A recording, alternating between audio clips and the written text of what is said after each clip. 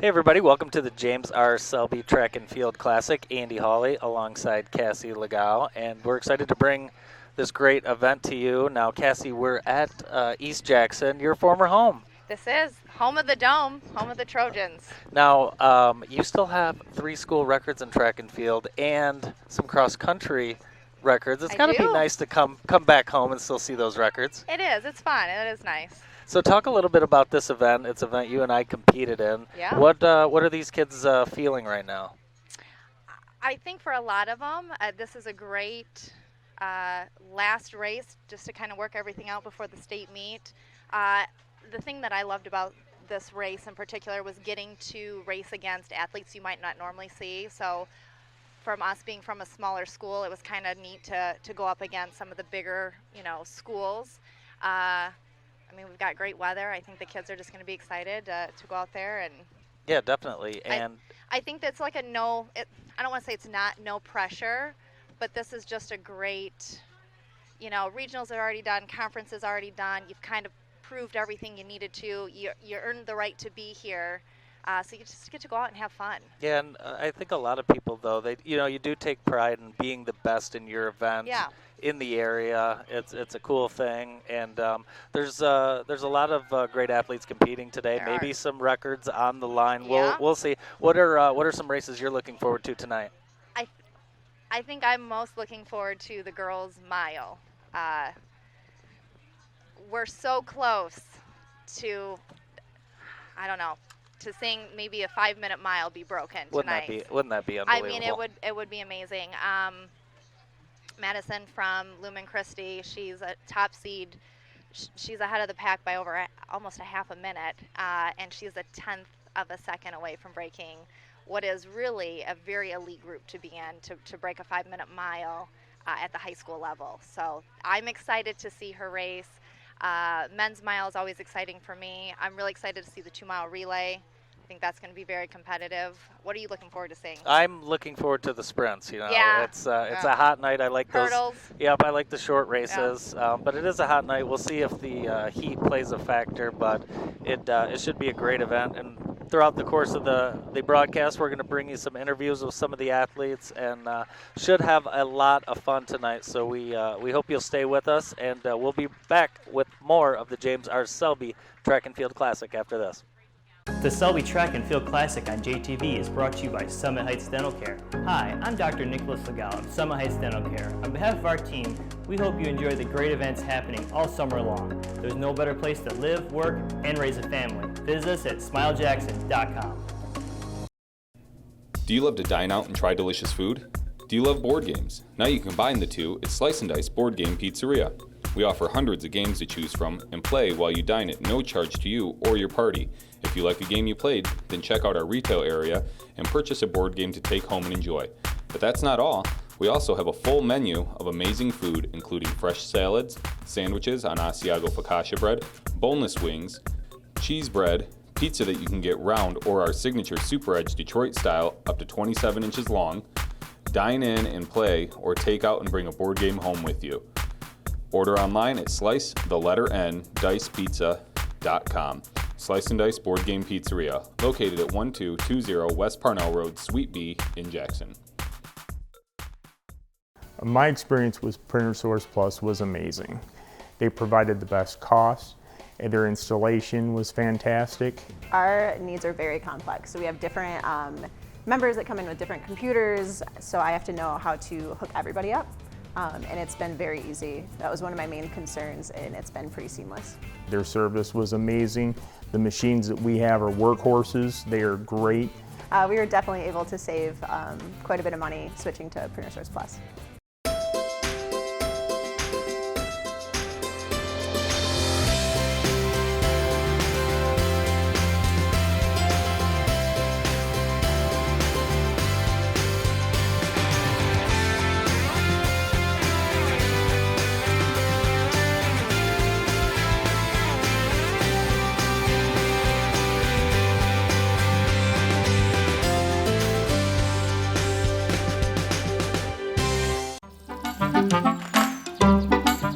When Hannah makes a claim with America's Preferred Home Warranty, she's able to choose her own licensed contractor for the repairs. But why does that matter?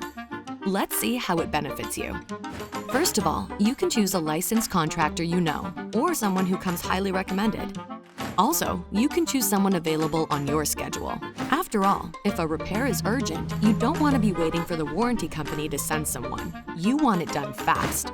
When you choose, you're in control. Your claim is determined using an independent assessment from your licensed contractor.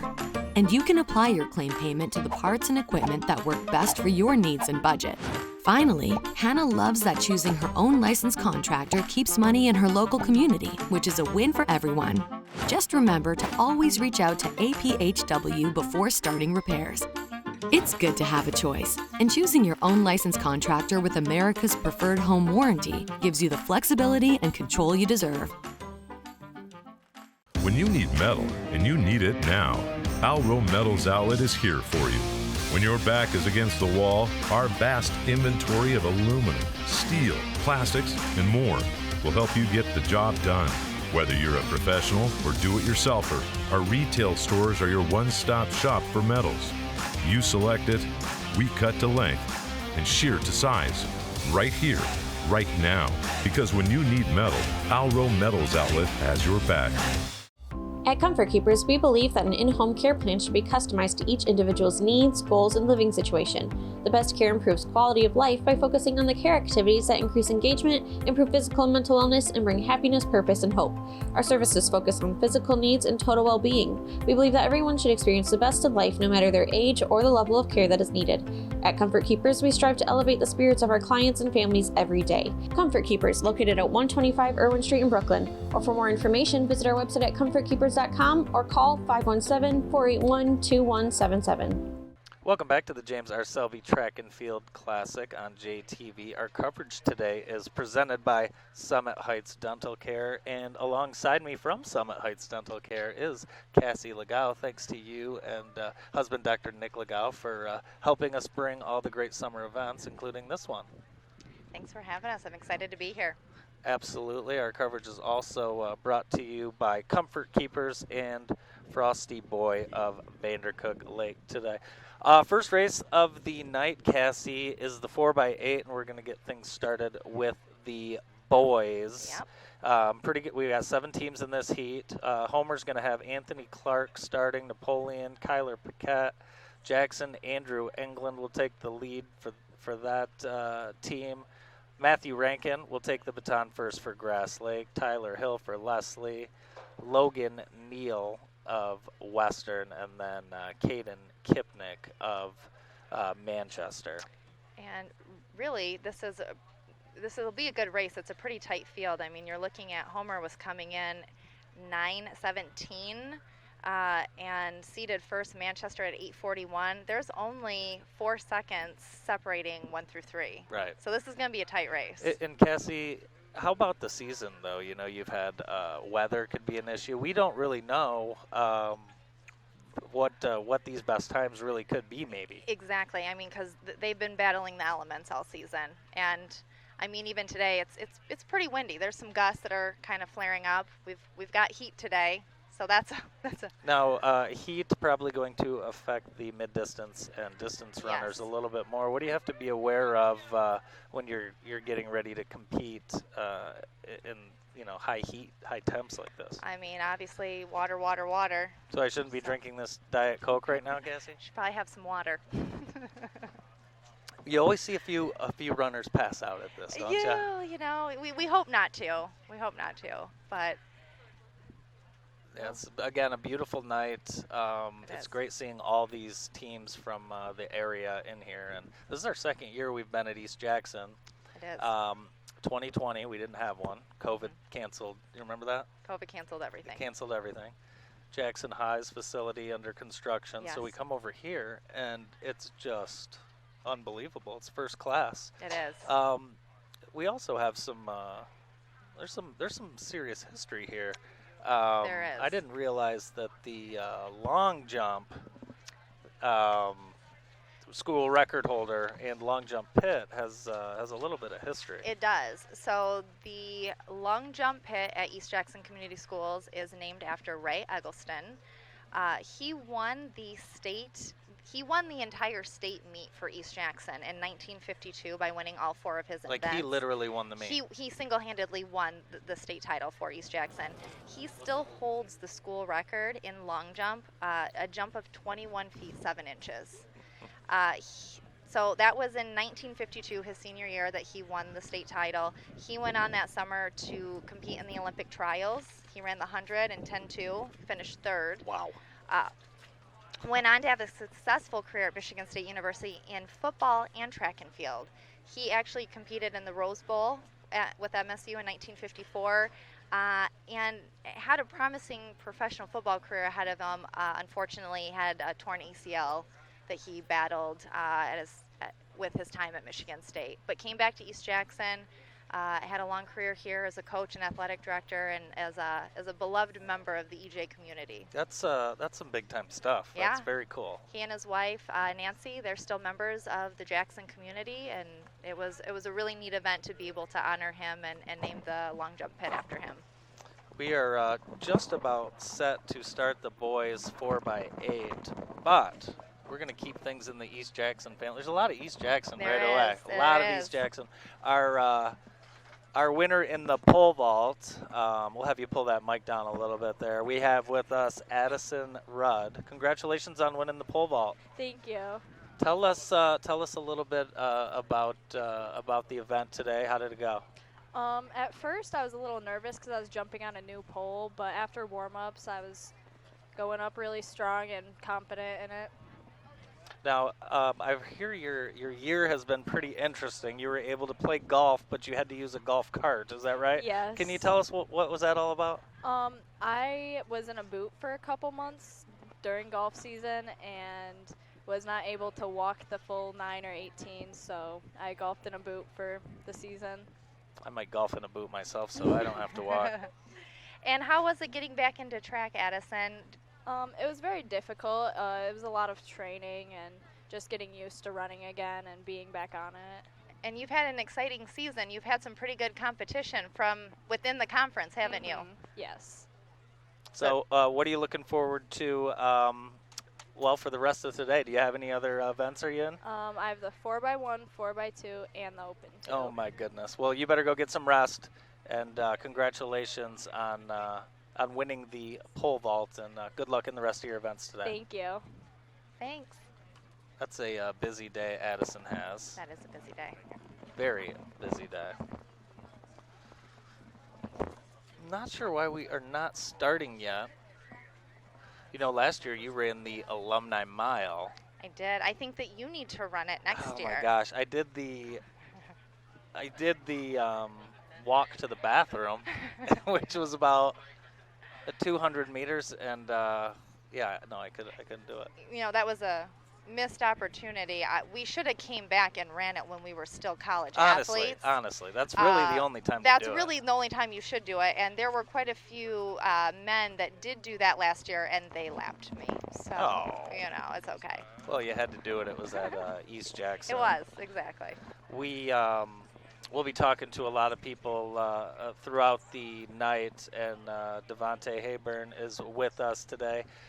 The running events haven't even started, and you've already got a win in the long jump, 20 feet 4. Were you jumping into the wind or with the wind? Talk a little bit about the weather. I was jumping with the wind, it was going that way, and I was running that way. Okay, so just 1 inch below your PR. Yeah. But things are going good. Talk a little bit about long jump, how it's gone for you this season. It's been going pretty good I haven't been to any of the practices because AU basketball, so I think I'm doing pretty good for not going to track practice and all that. What other events do you have that you'll be competing in today, Devontae? I only do just long jump and high jump. Long jump and high jump, I like it. So, you compete in AAU basketball. The weather's not been good. How many track practices do you think you even got in? Probably 5. Wow, I can tell you there's going to be a lot of athletes that are jealous that you For sure. just won the long jump in the Selby and only went to 5 practices. So. Good for you. So that's talent. That is. Are you you set to for the state meet, or have you qualified for the state meet? Yeah, I'm set for state. Okay, well, good luck. And you've got 2 more years to go, correct? Yeah. All right. Awesome. So so you already jumped 20 feet 5 this year. What are some of your goals? I mean, you got 2 more years to work on your long jumping ability. Already clearing 20 feet. That's awesome. What are some of your goals for next year?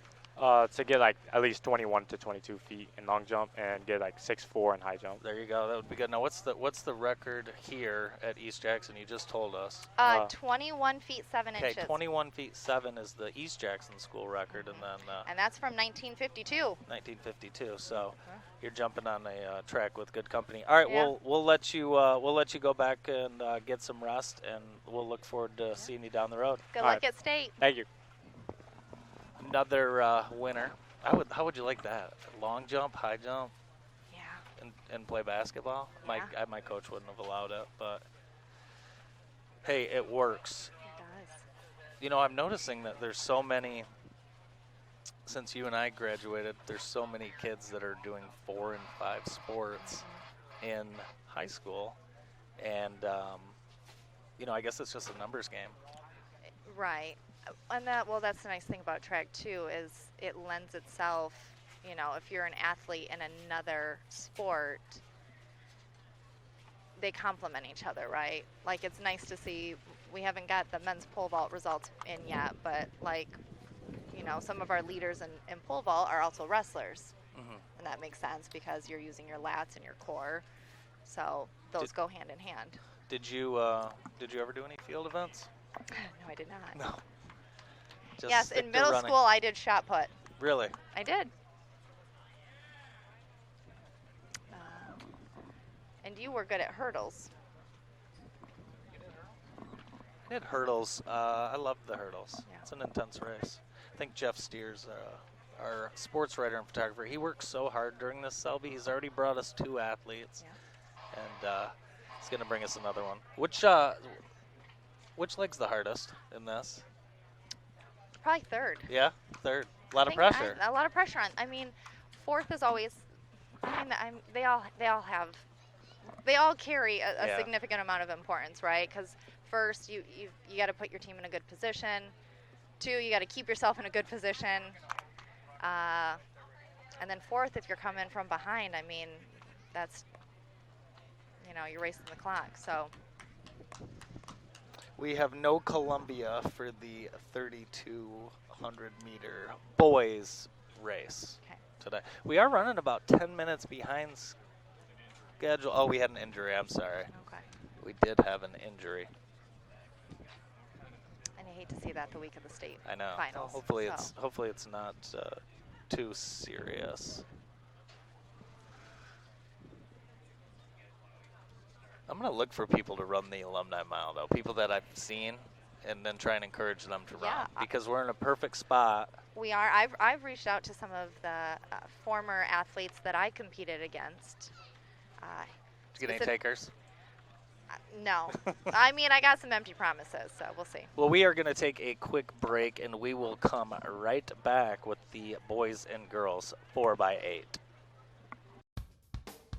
You never think about a good tow truck service until you really need one. Jimmy's Towing and Auto Repair in Jackson will be there for you in a flash. Our technologically advanced GPS software enables us to pinpoint your location and dispatch the closest truck to assist you in no time. Jimmy's has the largest towing and rescue truck fleet in the area, and we have the right equipment for any towing need. When you need help in a flash, call Jimmy's. Jimmy's Towing and Repair in Jackson.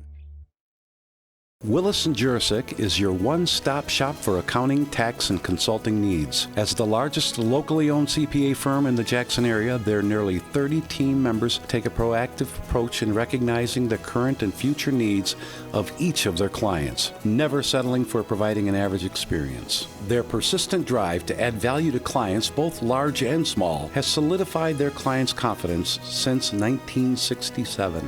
Willis & Jurasik is focused on your future. Orthopedic rehab specialist, trusted by more physicians, athletic trainers, coaches, and parents than any other physical therapy clinic in mid-Michigan. If your athlete is injured, orthopedic rehab specialists. Hi, I'm Brandon Tripp. And I'm Phil Tripp from Tripp's Collision Center. You can spend $30, $50, or even $100,000 on a new car. And in the back of your mind, you're thinking, my car will never look this good again. What if I told you that with Trip Ceramic Pro, we can make your vehicle shine better than the day you bought it? Trip Ceramic Coating will protect your finish 2 to 3 times better than the factory finish, and the shine will last for years. Wax is dead. The future is Trip Ceramic Pro.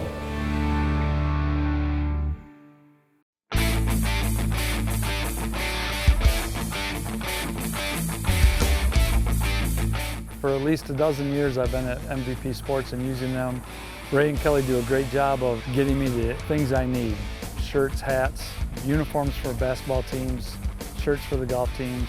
We've been using MVP Sports for close to 10 years now.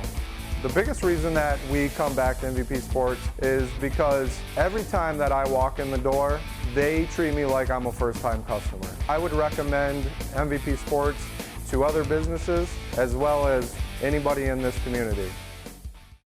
Lester Brothers has been performing driveway installations for over 30 years. Crushed asphalt is one of our most popular driveway gravels and an overall Lester Brothers favorite. When spread properly, it can last for many years. It's 100% recycled, environmentally friendly, quarter of the cost of hot asphalt, dust-free, and ready for immediate use after construction. Contact Lester Brothers today for a free timely estimate for your future crushed asphalt driveway or parking lot. And we are picking back up here at the James R. Selby Track and Field Classic. I am Andy Hawley alongside Cassie Legau. And Cassie, we have the boys 4x8 meter relay. Yep, we're on the first lap.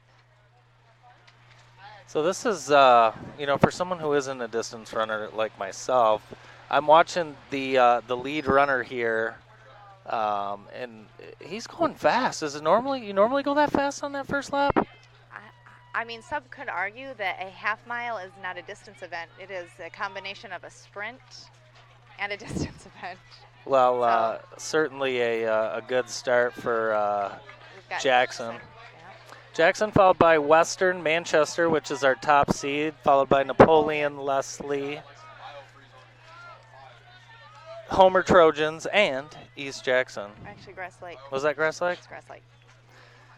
You know, we will learn this throughout the evening that your eyesight is significantly better than mine.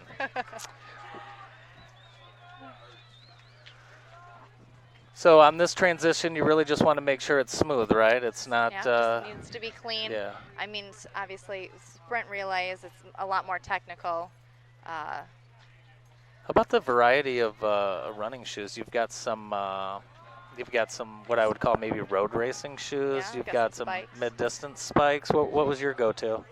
I raced in spikes, trained in racing flats. And I did compete in racing flats in college only because I raced the 10K on the track. Oh gosh, so that is so long. So that's a long race in spikes. There's Manchester kind of flexing their muscle here, Cassie, as taking the lead, but Jackson High is not far behind. No, and that's Caleb Erickson from Jackson, and he is running against Preston McKenzie, who is second for Manchester. Coming in, again, Manchester has the best time of 8:41.68, but we think Western, Leslie, and Grass Lake, I mean, they're all right there. They are. They're all right there. Is that the difference of one of the runners, Cassie, having a great leg, or is it a combination of all four runners just having a great day? It just depends, and I think too, when someone does have a great leg, I mean, it energizes the next runner, and it can really, make the difference. I always feel bad for the anchor runners. I was an anchor runner. Yeah. I know the feeling. It is the longest wait in the world, and a lot of pressure. A lot of pressure, and everything up until that point is out of your control. You're just trying to. You hope your teammates have a nice run, and give you the baton to where you will have a chance.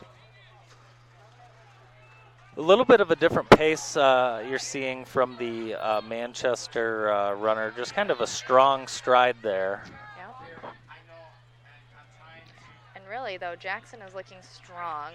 I see I mean, his pace is picking up, and I wouldn't be surprised if we see the gap close on first, second, and third here, coming off of this third turn. The third leg set to go here. We've got Caleb Wilson from Homer, Matt Smith from Napoleon, Peyton Williams from Jackson, Gus Vitale from Grass Lake, Ethan Luban from Leslie, Zach Kubish from Western, and Seth Behrens from Manchester will run the third leg. And we see here Manchester still positioned strong as they're the first to hand off. There we go, and he's off the track. They've got a little arm lightning sleeve on. It's followed by Western, and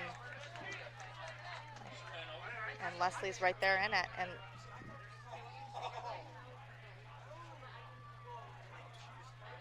we'll have the girls' race coming up after the boys' race.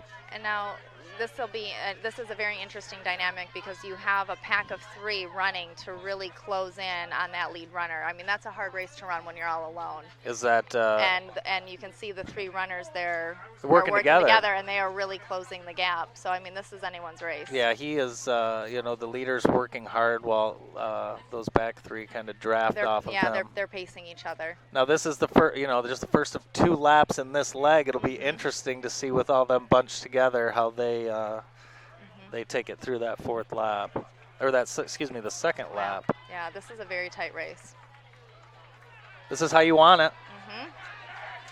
Kind of crowd picking up a little bit. Yep. And yeah, you can see that. East Jackson has the track clock too, Yes. which is just absolutely phenomenal here. And that really is an advantage to the runners. Maybe not so much in the relays, but you'll see that come in handy for the distance events. The runners can glance up at it and kind of see if they're on pace and know where they're at.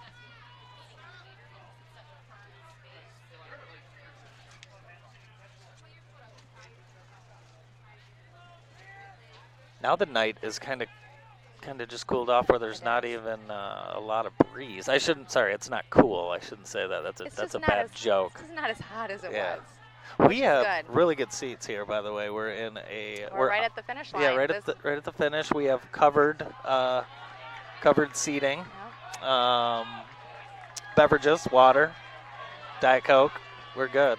Got the royal treatment. All right, we're handing off now. And Fourth leg. in Jackson High, Leslie, Manchester, and Western. All right, so we're going to get to see what Nathan Kipnick is made of here, who is our anchorman for Manchester, and I think we can see right away that he's got a heck of a stride, Cassie. Yeah. And this is still a very tight race. Karan Parson is our 4th leg for Jackson. Western is anchored by Cooper Singleton.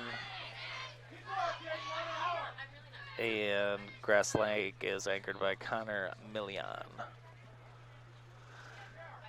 Lap traffic may be an issue here. We should probably get past Napoleon's anchor man. All right, we've got talk us through this final lap, Cassie. I mean, this. All right, once they hear that gun, it's go time, right? Go time. I mean, it really is. Now you wonder if Manchester's Nathan Kipnick used up too much trying to track. Yeah, trying to close that gap, and I mean, we'll really be able to tell by the third turn, but. Down the back stretch with about approaching the 200-meter mark. And we'll keep a look in that clock too, Cassie. Jackson High, they are going to... And really, I got to give credit to Homer's Caden Hoyt. I mean, he really wasn't in that pack, but his pace has been phenomenal. I would love to see his split times on that because he went out really strong. And I guess this answered our question about Nathan Kipnick.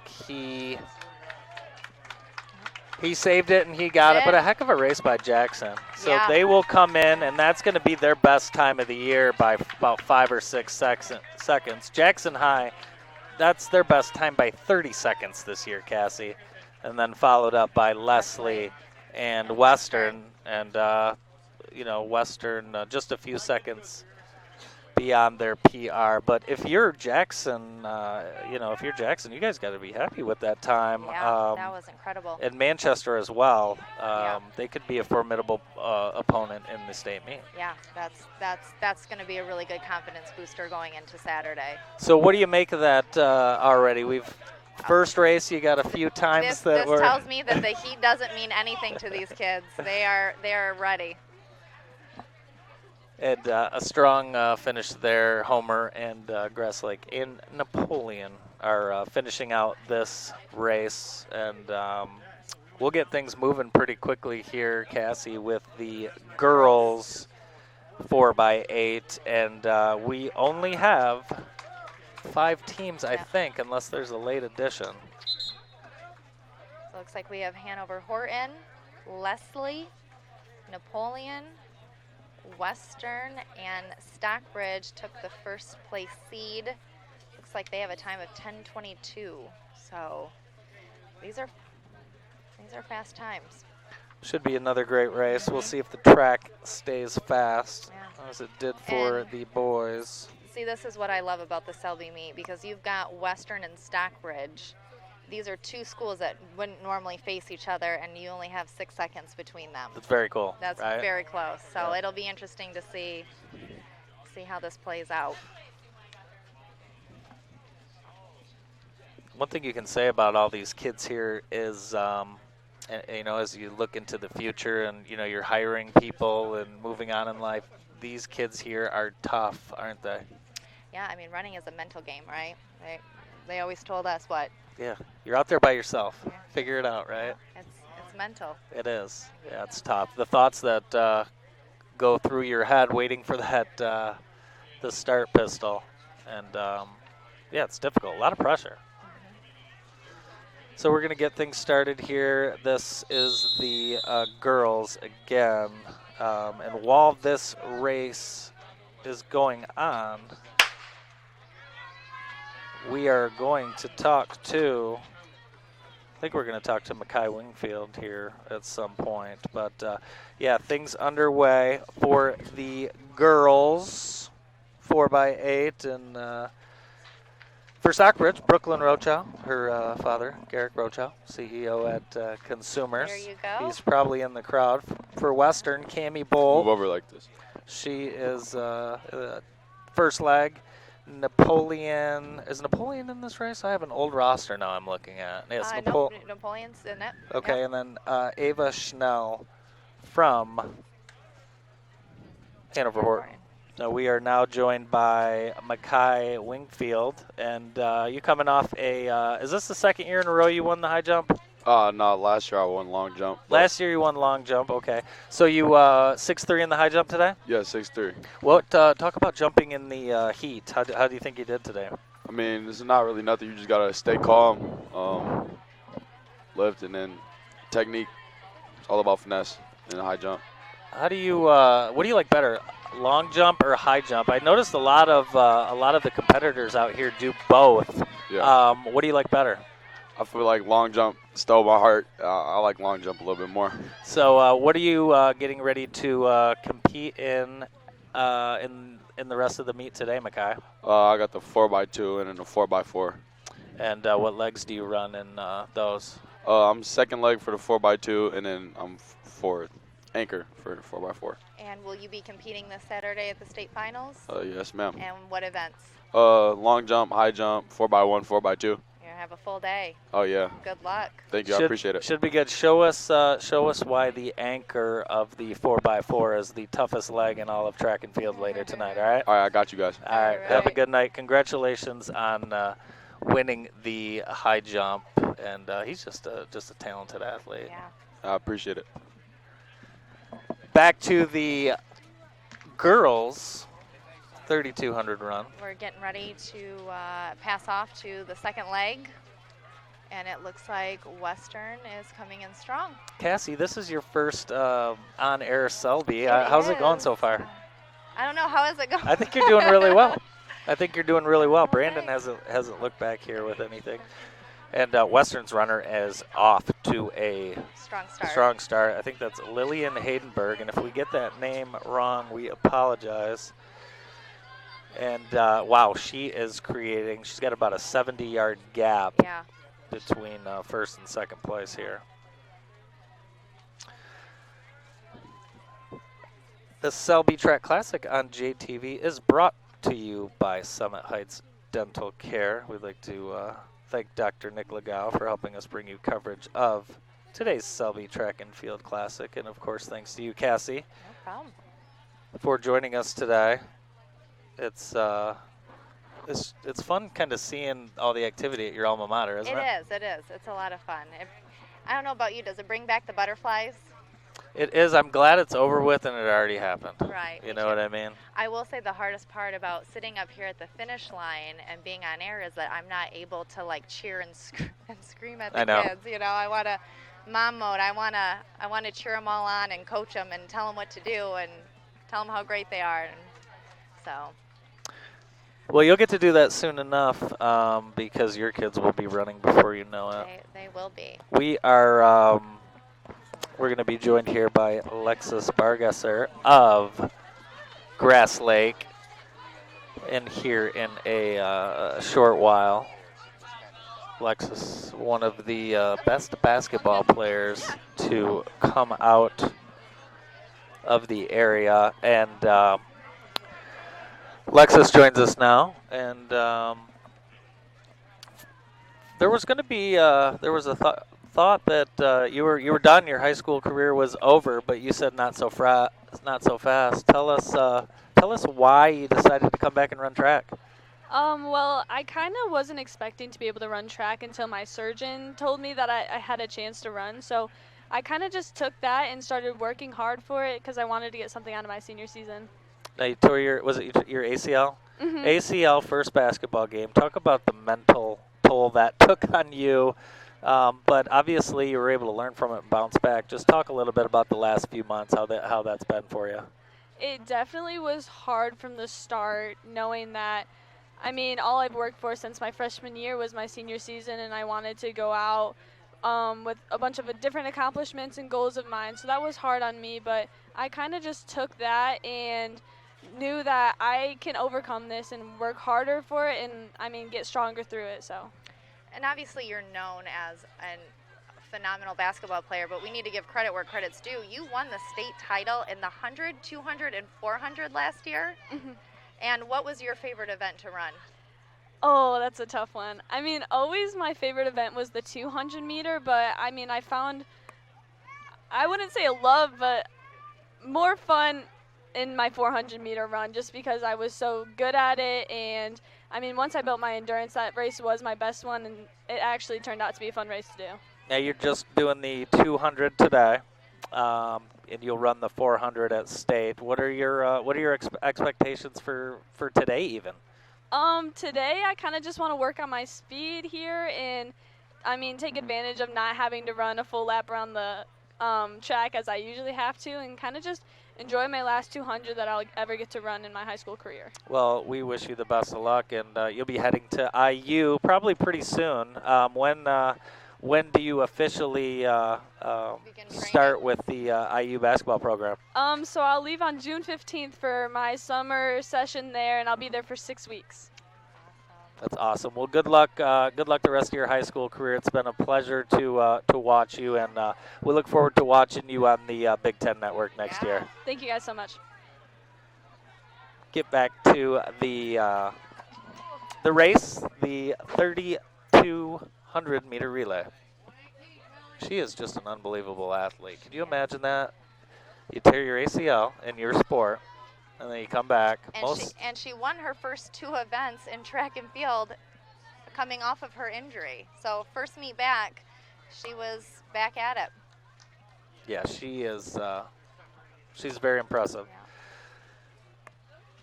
She'll do good things in college. Oh yes, oh yes.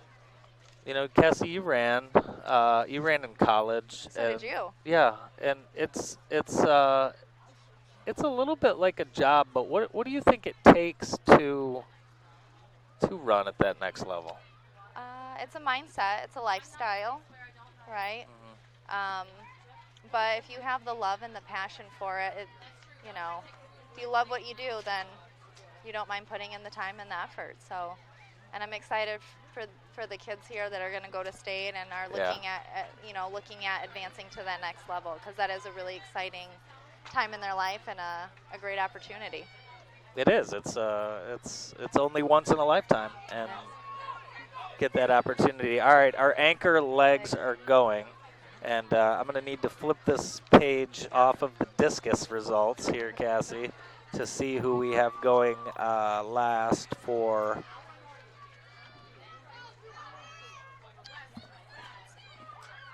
Riley Tolson of Stockbridge is our anchor.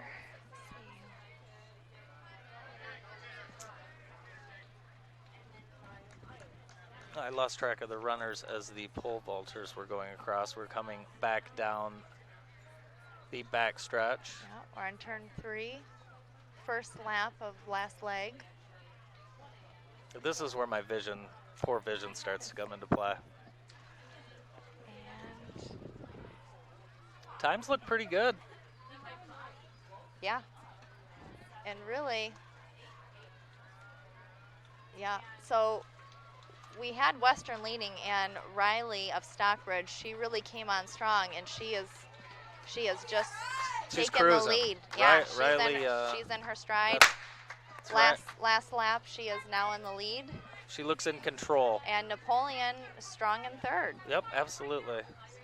That is for Western. That's Justice Prince and Madeline Norman for Napoleon. Yeah, for Napoleon. Who's East Jackson's biggest rival? Is it Michigan Center? Yeah, I mean, I feel like 20 years ago when I was there, that would be the case. yeah. I don't know if that's still the same. I don't know. We'll have to find out. Yeah. It's nice for some of the schools like Leslie, Stockbridge, Homer to compete here in Jackson at a Cascades Conference school. And of course, the first class staff here at East Jackson showing them nothing but love. And probably the number one person on staff here is Michelle Wilkins. That'd be my mom. Who has, we'll have to estimate later, but she has handled a lot of tickets in her time.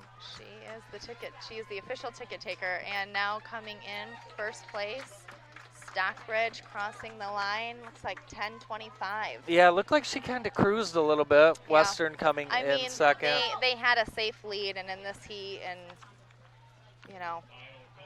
that was a comfortable race. Comfortable race. Very comfortable race. You have a lot of girls that are running multiple relays, especially for Western. They really load up their relays. You won't see a lot of girls in individual events, but they'll be awfully tough in the relays. And our next event, this is your specialty. The sprints, and we are going to take a quick break. We'll come right back. We've got hurdles and sprints after this. With proper alignment, your vehicle's tires can last a lot longer. At G-Force Automotive, we perform a comprehensive front-end inspection and perform a complete alignment on your car, truck, or SUV. We'll keep you driving straight down the road. At G-Force Automotive, we make friends one car repair at a time. I've been a Kelly Express Smart customer for years, and there's a simple reason why. I stop at my Kelly Express Smart every day when I take my kids to school and go off to work. The entire staff is friendly, and the manager even saves me my favorite morning paper. The service is always fast, which is great for a family on the go. Kelly Express Mart has everything my family and I'll need to get our day started, especially fresh, hot coffee. There are locations all around Jackson, so I know that there are quality products and fast, friendly service just around the corner. Kelly Express Mart, they're the best. The Selby Track and Field Classic on JTV is brought to you by Summit Heights Dental Care. I'm Dr. Nick Legal, and we can't wait to welcome you to our Smile family. Now is Extreme's Ram Make the Switch event. Did you know you can custom order a new Ram for less than buying one, and you'll have it in 10 to 12 weeks? Also, have you seen the new Jeep lineup? Lease prices are great this month. Finally, the Extreme buying team would like to purchase your vehicle. Extreme pays top market value. It's easy, safe, and you get paid on the spot. Visit Extreme Dodge Chrysler Jeep Ram in Jackson or online at extremedodge.com. Oh, yeah. Do you do landscaping? Yes, we do. Our landscaping is creative and innovative. We'll make sure your yard is beautiful. Do you do irrigation systems? Yes, our irrigation systems are top of the line and will be designed to fit your watering needs. What about lawn care? We do that too. Our lawn care services will continue to keep your yard healthy and help it grow. Wilcox Lawn and Landscaping, serving South Central Michigan since 1986. These are Detroit sports legends Barry Sanders, Darren McCarty, and Kirk Gibson. And this is attorney Mark Bernstein. All of these men are successful in their field. All of these men know what it takes to win. All of these men are fighters. But only one of these men can get you money if you've been injured in an accident. That's not me. Not me. That's the Bernstein advantage. 1-800-CALL-SAM. Registration is open now for the 2022 Dahlem Outdoor Adventure Summer Day Camp. During June, July, and August, there are 9 one-week themed sessions for children ages 3 to 12 years old. For online registration and details, visit www.dahlemcenter.org or call the office at 517-782-3453 extension 0. Dahlem, Jackson's Nature Place, 7117 South Jackson Road in Jackson. Great race by Holden Van Poppel.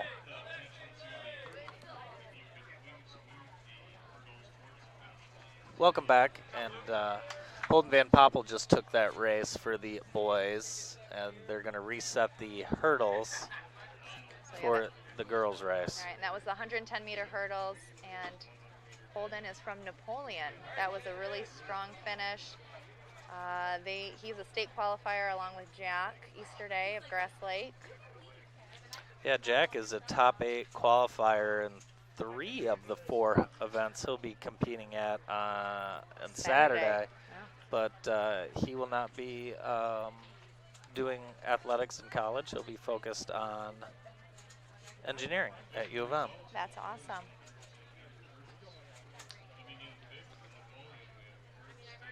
All right, so the girls in the 100-meter hurdles, 10 meters less than the boys. So we've got what should be a pretty good race here. It's pretty bunched up at the top. Now lane 4, Kiera Johnson from Jackson. She comes in with the fastest time of 15.80, which is about a second faster than Anna Burke from Western.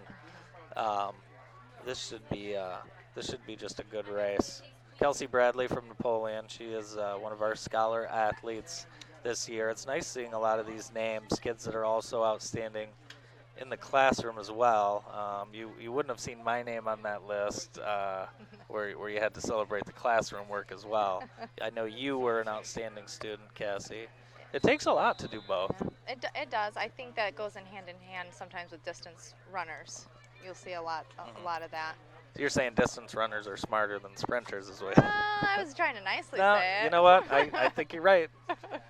I think you're right. Holden Van Poppel, he is the 110 winner. Now listen to this. He's going to come back and run the 100-meter dash.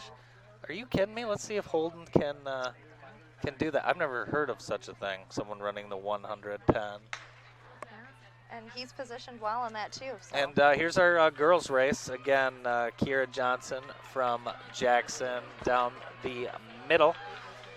Bryn Miracle from East Jackson, she's looking pretty good. Yeah. Look at her. She's taking the lead. Wow. And she just secured it. How did that, out of nowhere, pretty great run for her. Yeah. Now she was the second seed. I didn't get the time on that, but wow, she kind of came on those last 3. Yeah, that looked comfortable for her. So it did. Yeah, it did. She's a good-looking runner, and she should have some success at state meet. That's probably going to give her some confidence, being able to take the area's best.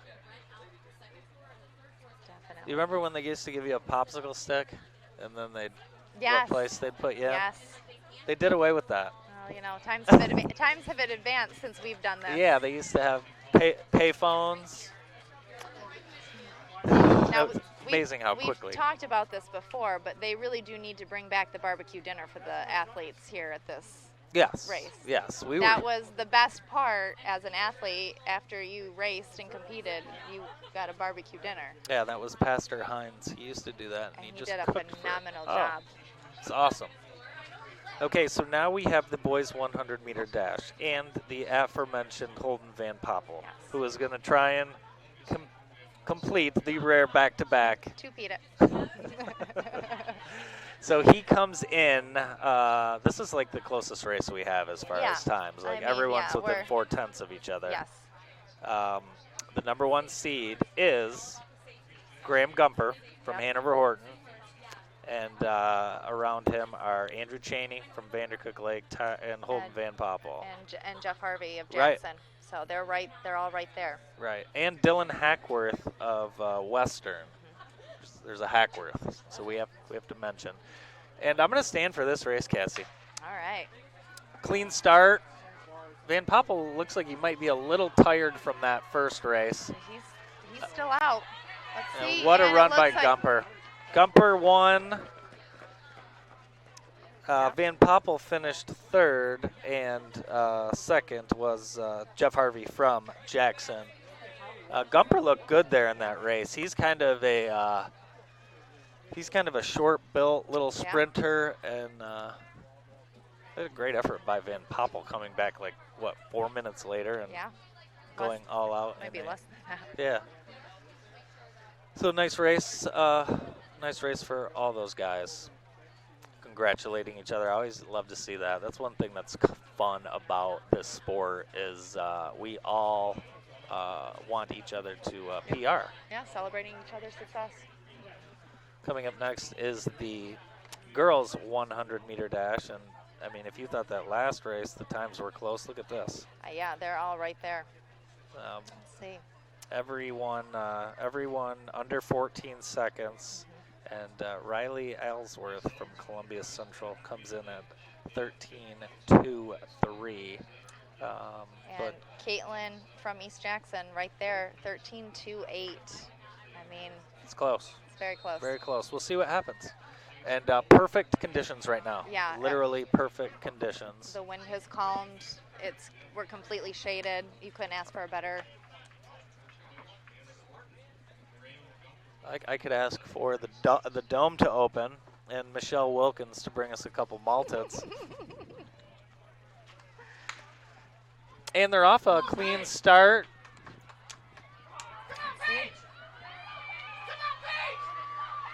It's going to be tight. Very tight. Very tight. Wow, what a strong finish. East Jackson. Wow. East Jackson Caitlin. owns the 110 and the 100 meters. Wow, what a strong race. Columbia Central finished 2nd. That was Riley Aylesworth. I hope I'm saying that right.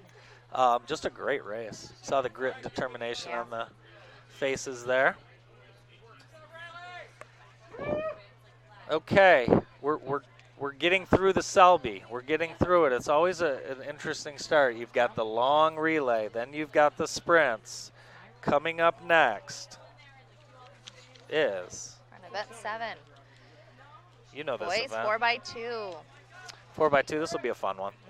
This will be a fun race. If I can find the 4x2 on my sheet here.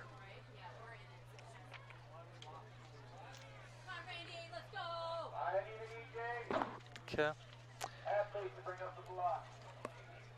We've got Columbia Central coming in. They were the LCAA champs in this event. And Grass Lake's team, they won the state championship last year in this event, correct?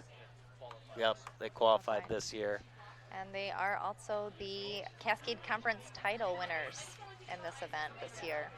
So there's a lot of great athletes. You know, one thing we haven't mentioned yet were any records. And the record in this event from 1988, 129.3, Martwan Simpson, Everett Jones, Brian Parker, Ali Shakur, Ali Shakur might be, him and Corey Pryor might be the fastest two people that have ever lived in Jackson. Right. And I don't think that one's going to get broke today. No, 129.3. That's cooking. That's fast. The girls is just as unbelievable. A 140.82. That's Elise Brown, Brenda Gibson, Jalen Pryor, and Brittany Williams. Jalen ran at Michigan State. And it's cool to, getting to see all these athletes compete here and then go on, and a lot of them we hope come back to Jackson and make a great life. And run the alumni mile. That's right. We'll see who's going to win that. Someone has to. Yeah. Someone has to win the alumni mile. You say you didn't win? No, I did not win. I got beat by a college distance runner. Okay, well, if you're going to lose to anyone. Yeah, All right, I have correctly located my boys 4x2 sheet, and that team of Jackson, Nathaniel Hobbs, Micah Connor, Jarrell Harrell, and Ahmad Amin, 131.40. They come in favorites. Concord's got a heck of a team. We've talked to Mackay Wingfield. He'll run the third leg. Malachi Boyd, Tyreek Brown, and Adair Artis. And Grass Lake. They won the state championship last year. Grass Lake has an unbelievable last few years in high school athletics. They have Robert Anderson, Jack Easterday, Gus Vitale, and Andrew Stockton. And Andrew Stockton, just a sophomore sprinter, and he's going to be one to watch. Now, we have we'll start here at the normal starting line, like a normal 400-meter start. And second leg will be over by where the 200 meters starts, and you will get to see 4 athletes run 200 meters. How's my math? Yes. Now this is where the precision and handoffs really comes into play. So that's right. They're fast. They're cooking. So this is, your handoff can make or break you. It really can. And you always see. You always see a few drop batons. I'm knocking on wood here because I don't want to see it at the Selby. I feel like it more or less happens, though. It's more frequent in cold weather. Yeah. So we're knocking on perfect weather conditions right now. So Gumper, he won the 100-meter dash, and he is a state qualifier in the 100-meter dash. And Van Poppel, we are going to be talking to him. We are going to talk to your East Jackson girls sprinter, and maybe we'll talk to Gumper as well. So a lot of great sprinters, and we are going to get things going here in the 4x2 shortly. Markers getting set. A lot of officials making sure that all exchanges are clean. You'll notice the arrows on the track. Until I ran track, I thought they were just decorations. But those are actually the exchange zones. They are. This is a fun race to watch, just an all-out sprint.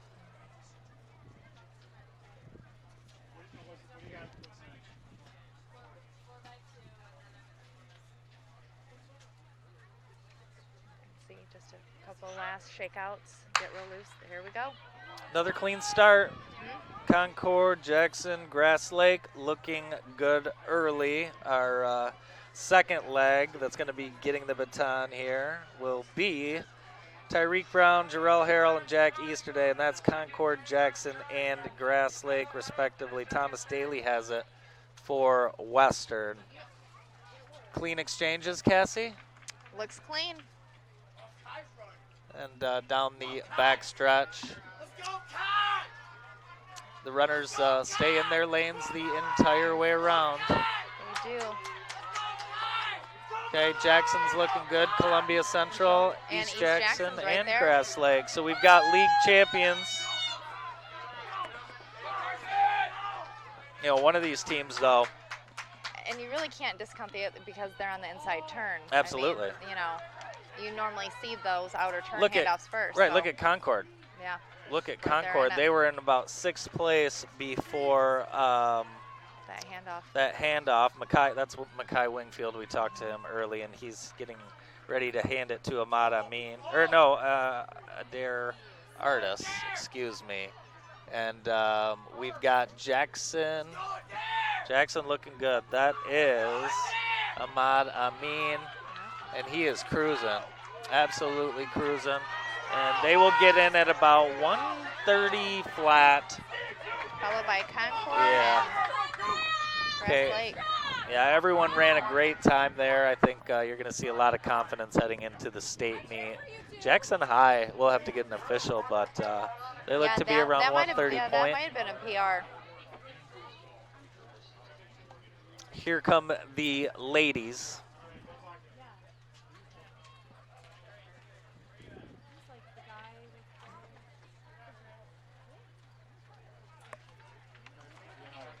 Cassie, I think now this would be a great time to bring up the fact that you still have 3 school records here. Well, you have more than that, but 3 track. I do. 3,200 meter run, 11:32. The mile, 5:22, which is a phenomenal time. And then you were a member of the school record holding 3,200 meter relay team. That is true. That's amazing. Well, I think that we also need to point out that you still hold the James R. Selby Track and Field Classic meet record for boys high jump, 6 feet 9 inches. Can you believe that? That's wild. And I want that to get broken. You know, I feel the same. Like, I would love it. Because I know how important it was to me. Exactly. And I know when I broke my records, they were set in the 70s. So I was breaking, you know, over 20-year-old records. And now we're getting to the point where my records are nearly 20 years old. I would just love it if someone would come in and, you know, be the first one at the line to congratulate them. It's a cool feeling. It and, is. you know, it'd be nice to be able to see someone break that achievement. It's cool to see some of these hold up as long as they do. You just never know. Well, and if we're talking about records that have aged well from the Selby meet, I pointed it out earlier. Let's see if I can find it on the back sheet here, because I want to get the time right.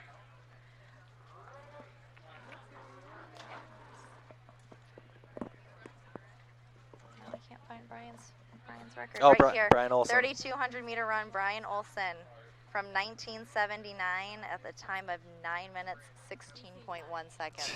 It's amazing. I think that that's going to stay there for a while longer. All right, we're getting ready. Okay, here we go. Should be another great race. Got all 8 lanes being used on the track. Grass Lake and Jackson High. Oops, I'm sorry, that was the boys. Jackson High, Western, and Grass Lake are your top 3, along with East Jackson.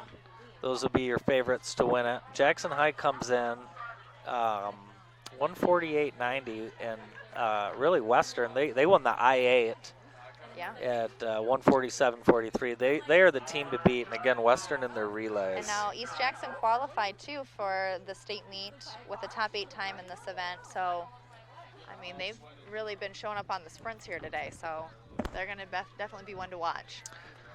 Coming up in front of us, in front of the home stretch here, the 3rd leg. And we've got Alina Lewis from Western. She's going to be taking the baton. Lane Terry.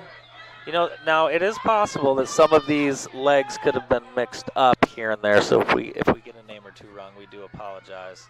But look at Western go.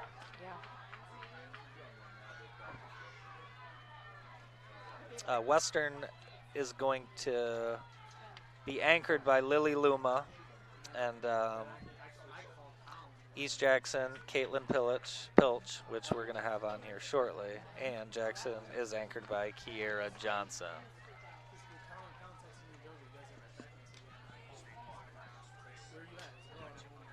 Grass Lake is a state qualifier in this race already. So the Western's going to take the Selby in the 4x2, and the Western relays continue to impress. About a 145. Yeah, and it's going to be tight here. Looks like Jackson second. East Jackson. I think East Jackson got third. Is that? That was tight. Is that Caitlin Pilch again? That is. I think we're going to talk to her. She We are. She feel like just had an impressive win in the 100. Yeah, so. she hasn't had much of a break. So we'll be looking forward to talking to her.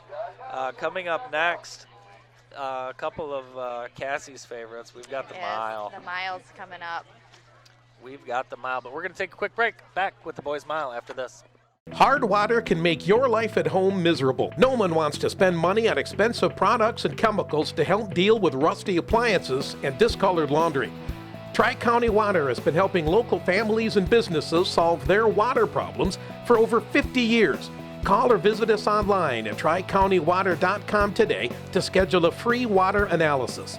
We'll provide a solution tailored to your specific needs and your budget. Tri-County Water. Take control of your water today. I'm miles beyond my knee injury. I am Henry. I use science to help families grow. I am Henry. I'm a new mom with brand new lungs. I am Henry. I made sure that the cancer in my chest never got to my heart. I am Henry. I'm Henry. I am Henry. When you found your inner believer and all-around conqueror, you found your Henry.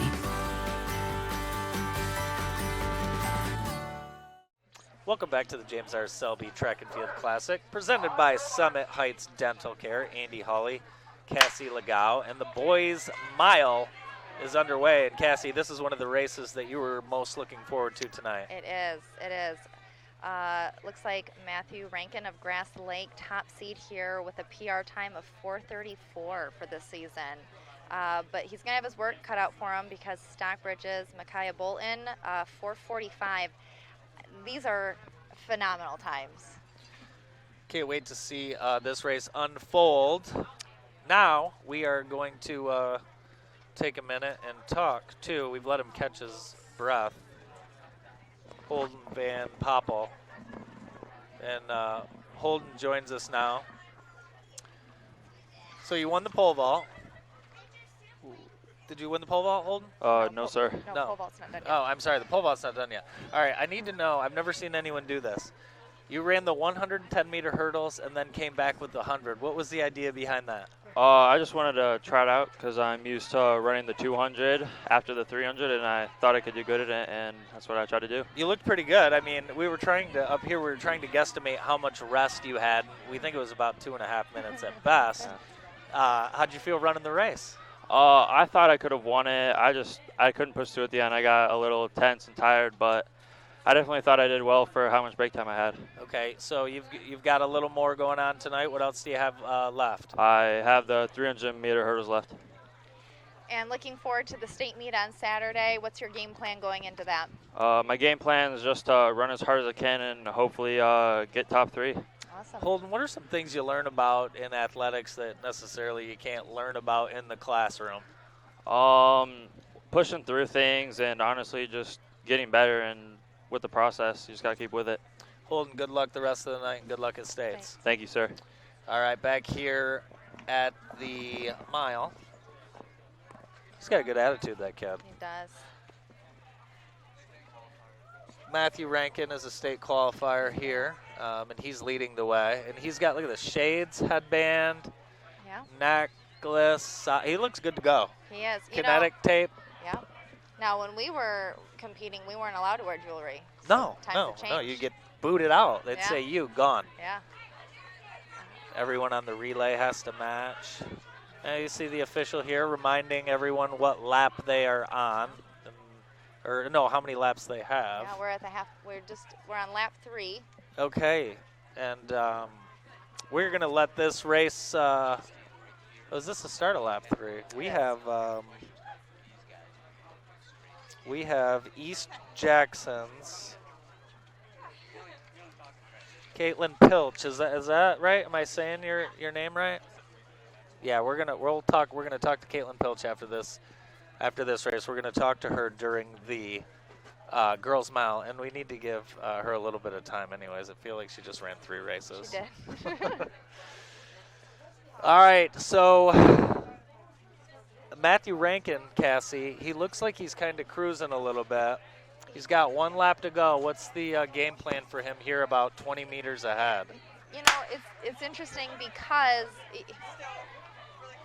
you know, he wants to stay comfortable. He wants to get in a good race heading into the state finals, but you don't want to, like, use it all up here, right? Like, this is one good last training run. It's going to be probably downhill from here, getting to that state final meet. Peyton Williams, Samuel Miller. Now, it's worth noting that there were some other standout athletes in the mile that are saving themselves for the 3,200 meter run, and you see that from time to time. Right. Especially, you know, when we are this close to the state meet, you know, you want to go into that fresh. So yeah, you want to win. You know, not every team has an opportunity to win a state championship, but you want to try and win a state championship as an individual. Sometimes it means sacrificing here and there. Looks like we have a young fan that's joined us in the booth. We do. This would be Evan Legau. Evan Legau with us, maybe a future runner. He looks like he's maybe looking for some snack money. I think so. And Matthew Rankin is going to take the victory, and he cruises to about 437.42.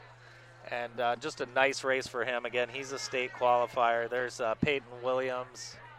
Or no, I don't know if that was, I'm sorry, that was Micah Bolton coming in second. Samuel Miller along with Peyton Williams. And then here is the rest of the group finishing. They all finished pretty close together, and then Western has another runner finishing up. So, as they get sorted out, and we get ready for the girls' mile. Okay, it looks like that. It looks like our whole list for one of the races is messed up, but we have the girls' mile, and this is the one we were talking about, Madison Osterberg. Now yes. Listen, okay, everyone in this race understands that she's the favorite. You've been in a race where you're the favorite. You've been in a race where you're not the favorite. Yeah. How, first talk us through how Madison's approaching this. I really think that, so here's the thing, right? When we look at Madison's time, I mean, phenomenal. She is a fraction of a second from breaking a 5-minute mile, which... It's just insane. Insane. It's an elite group to belong to. An incredible accomplishment. If it were me going in today, I don't think I'd be trying to get my new PR. I think I'd be right in front of us. I want to tell her to try. I want to fangirl. I want to tell her. Keep it calm. I want to tell her to try and break 5, but I'm not going to. So, but I think really just getting confidence, getting loose, getting ready for that state meet, because with that time, I mean, she's right there. So it would be exciting to see her do that at the state meet, to break that 5-minute mile. And you can see she's out in a comfortable lead already right off of the first turn. So I think she's just gonna not take it easy, because you never take it easy in these races, but I think she's gonna stay comfortable and calm. We are now joined by Caitlin Pilch, who won the 100-meter dash. That was a heck of a race, Caitlin. Do you know how close it was? Could you feel it? Yeah, I could feel like it was pretty close, so I was nervous. What is that thing on your hand? A cast. So does that impact the running at all? My block work, really, Okay. Mostly, but other than that, my running's not affected. Now, we just saw you anchor the 4x2 as well.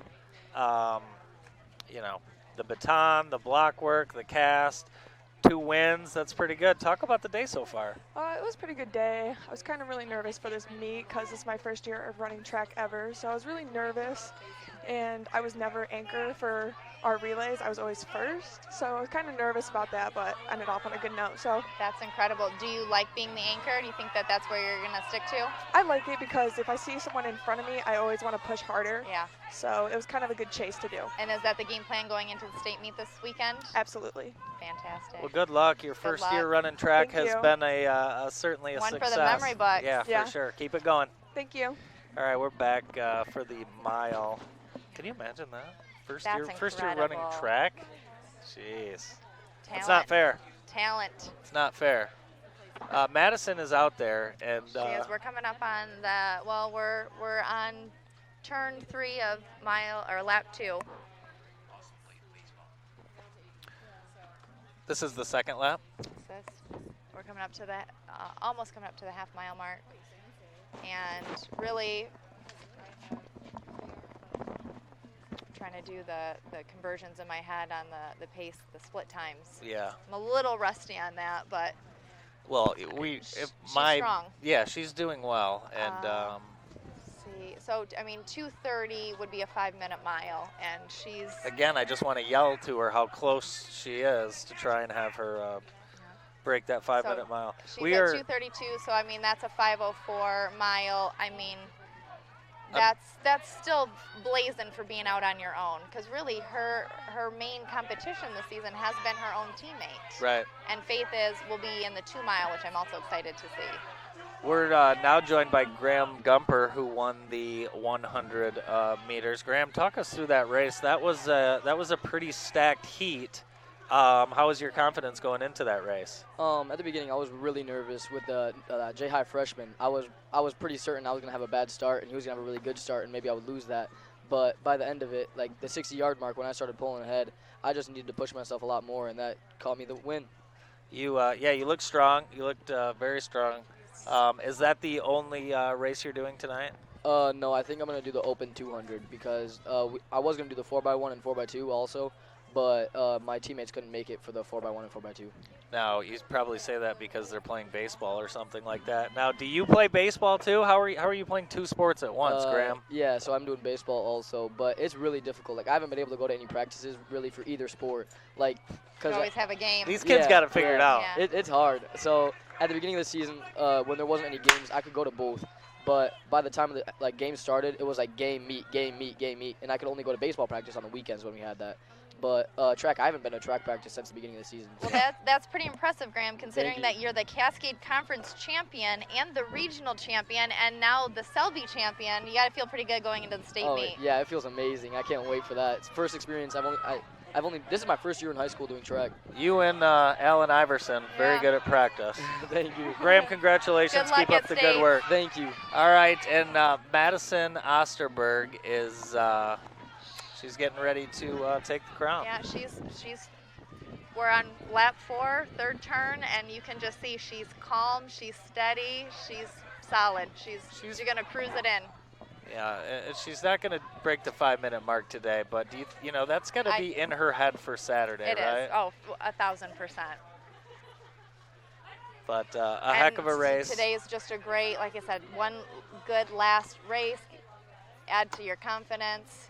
Like you mentioned before, this is essentially a good workout for her. It is, and it's going to probably be her last one because, you know, from here on out, they're going to wind down and get ready. Yeah, one of the best the area's ever seen, finishing out the mile, just a casual 5:07, no big deal. And incredible. Very incredible. It's awesome. And looking down, it looks like second place. It might be a battle here between second and third.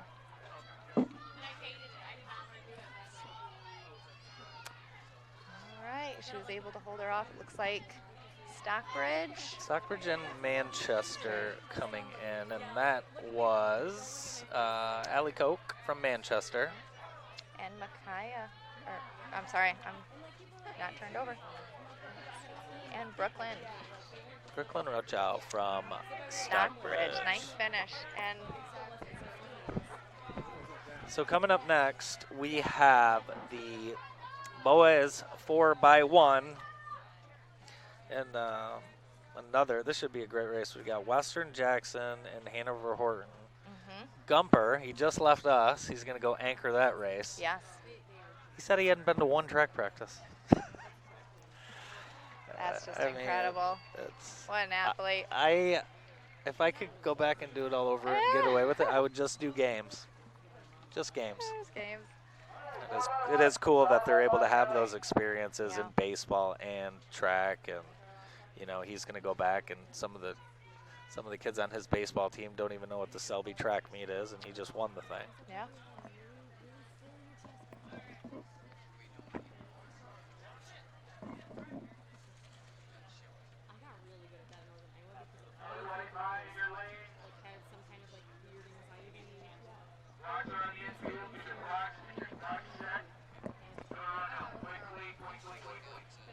Give a shout out to Jeff Steers here from JTV Sports. He is unofficial meet media manager. He's but keeping us organized. He takes care of us as well. Handwriting has not improved a lot since last year. I will say that for sure. Type notes are phenomenal, though. Those are on point. Yes, right. I cannot read his handwriting to save my life. He I must really be can't. friends with Dr. Legal. Yeah, he is doctor. Were you a doctor in a past life, Jeff? You certainly write like one. So this is we have our winner of the 100 hurdles in this race as well, or the 110 hurdles, I believe, if I read that note. Okay. And we'll be talking to Faith after this race. Oh, awesome.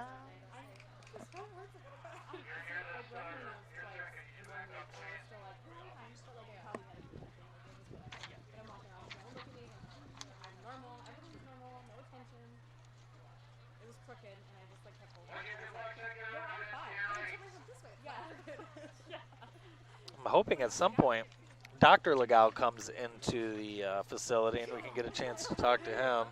You know, he was standing here, but I have a feeling our children needed a snack break, if I had to guess. Why are kids always hungry except dinner time? You know, I would love to know that. Now you have two young ones and getting ready to enjoy a fun summer. How old are your Nick's kids, Cassie? 7, and our daughter just turned 9. Oh my goodness! Wow, fun. Fun age. Very fun age. You and I have seen each other at the hockey rink. My nephew plays. That sport is just. It's intense. It is very intense. All right, we are getting ready to get underway. And another fun thing about track and field, you see the girls holding the blocks for the boys and vice versa. Okay, there's some girls a little too close to the track for the officials' liking. Okay, clean start, and they are off. And this is just a 100-meter dead sprint each leg. Yeah.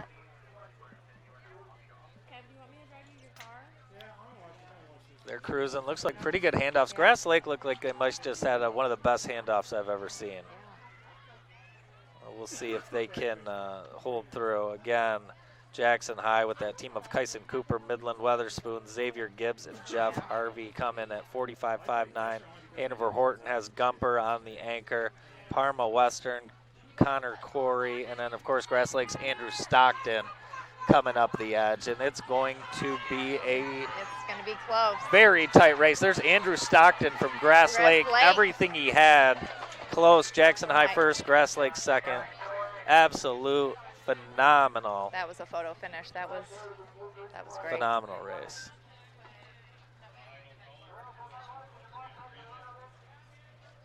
Someone told me that kid from Jackson High is a freshman. I don't know if that's true. We'll circle back to that. And he probably hasn't gone to practice. Yeah, no one's going to practice. I can tell you one person that has gone to practice. Brandon. One person that has gone to practice is Madison Osterberg. And Madison just won the mile. And she'll join us after this race. Yeah, Madison's going to join us after this race. She just ran a casual 5:07 and needs to catch a breather.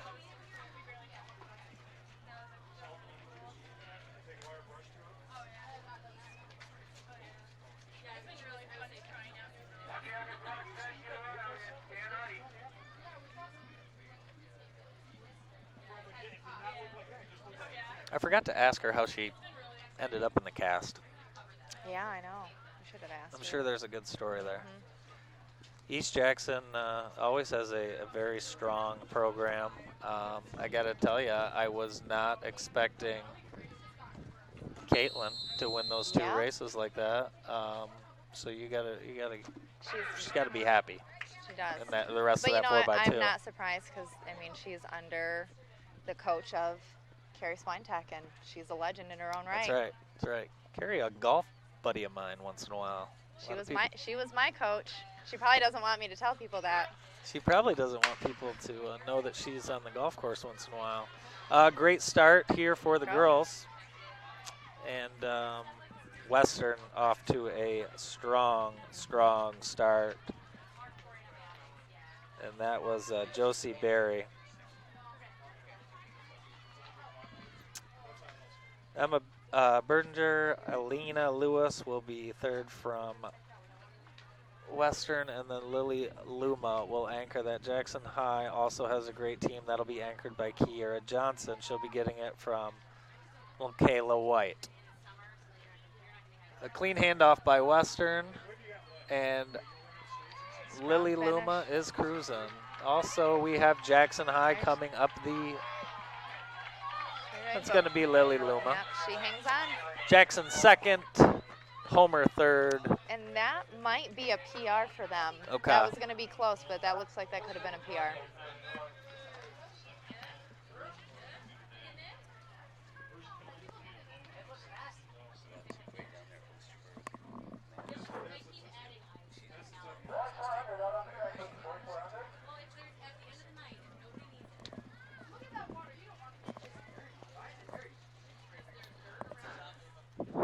We are now going to talk to Madison Osterberg, who just won the mile, and we've got a lot of questions for you.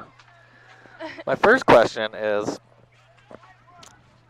we could see it really close. I almost yelled at you to try and break 5 minutes. Were you trying to break 5 minutes today? That was definitely the goal for today. I think I got into my own head before the race, but it'll definitely be a goal on Saturday. That's awesome. What event, now you have a stacked schedule ahead of you this weekend at States, 4 events. Yeah. So what's your game plan going into Saturday? I think I definitely want to go all out in all of them and just maximize my recovery in between with warming up and cooling down and just eating and everything, just to try to get the most out of everything that I can, because last year I had a really great day at States and I kind of want to go back and do it again. You're turning into one of the most notable runners, around. Anyone who gets close to that 5 minute mile barrier. And as Cassie mentioned, if you break that, that is elite company. Yeah. We are really rooting for you to do that. We can't wait to see how everything shakes out for you. Thank now, you. Madison, what else do you have tonight? I have the 800 tonight for sure, and we're still deciding if we're going to run the 4x4. Okay. What's your PR in the 800? Last week I ran a big PR of 2:12, which is really exciting. Okay, well, if you didn't mind, try and run a 2:06 tonight. That would be awesome. I will try. Hey, congratulations. It's a lot of fun to watch you, and good luck at the state meet. Thank you. Good luck. Just a class runner there.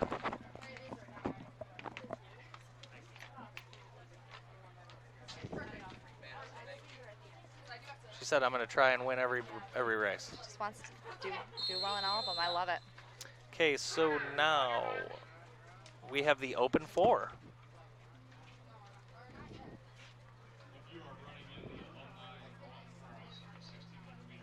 The Open 4, and Cassie, if you want, would you mind letting us know who is running in this Open 4? So it looks like seated first, Jack Fish from Columbia Central at the time of 54.32. Not far off of that. Oh, actually, hold on. Sorry. Ahmad Amid from Jackson, 50.68. So he is seated first by 3 seconds. It's going to be a tight race, so everyone is within 3-4 seconds of each other. So here they come, just passing. Coming down the straight. Yeah, passing about 100 meters to go. And let's see it. Let's see a good finish here. Looks like Ahmad is comfortable in the front. Oh, he's cruising. He is. He's looking around. He did. Oh, a showman. You know, I like it. I like 50, it. Cruising. That might have been a PR. He was right there. All great sprinters play to the crowd, and He did. He is certainly one of them. We are going to be talking with Bryn Miracle here shortly. Bryn won the 100-meter hurdles. We'll talk to her later.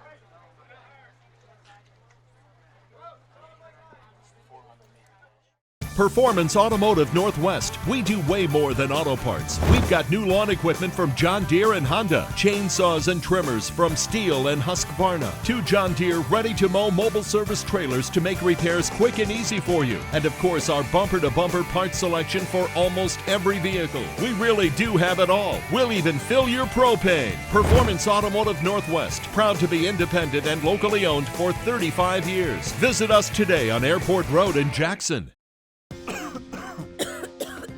Does this sound familiar? If it does, you might want to ask yourself, what's in your heating and cooling ducts? The EPA says indoor air quality is often 2 to 5 times worse than outdoor air quality. This means the air in your home could be affecting your family's health. At Ducts, we do air duct and dryer vent cleaning the right way. Keep your air safer by scheduling a cleaning with Ducts today. Hard water can make your life at home miserable. No one wants to spend money on expensive products and chemicals to help deal with rusty appliances and discolored laundry. Tri-County Water has been helping local families and businesses solve their water problems for over 50 years. Call or visit us online at tricountywater.com today to schedule a free water analysis. We'll provide a solution tailored to your specific needs and your budget. Tri-County Water. Take control of your water today. I'm miles beyond my knee injury. I am Henry. I use science to help families grow. I am Henry. I'm a new mom with brand new lungs. I am Henry. I made sure that the cancer in my chest never got to my heart. I am Henry. I'm Henry. I am Henry. When you found your inner believer and all-around conqueror, you found your Henry.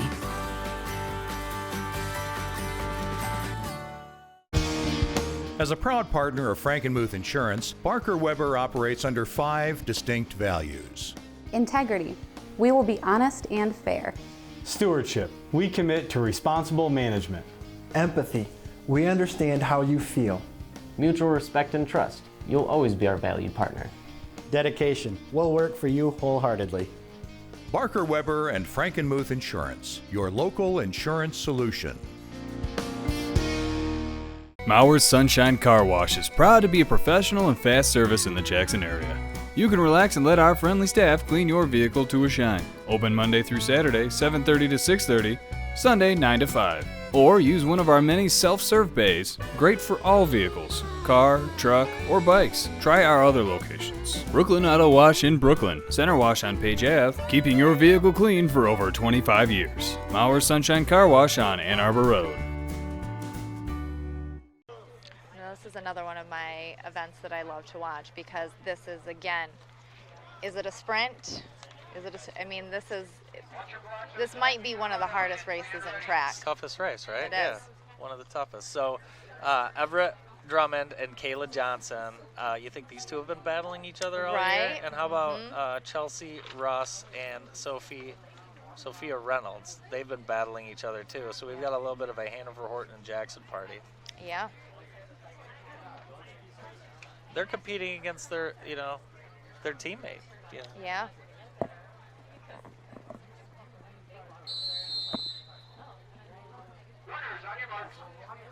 Yeah, you look at Hanover, Horton, and Jackson. I mean, they're 4 But what a gift to have each other to train with, you know. Absolutely, and then run together on a relay. If they make it to practice. I don't know. They might be I don't. They might be doing softball too. I don't know what's happening. We'll have to see. I mean, the weather's one thing, but just Here we go.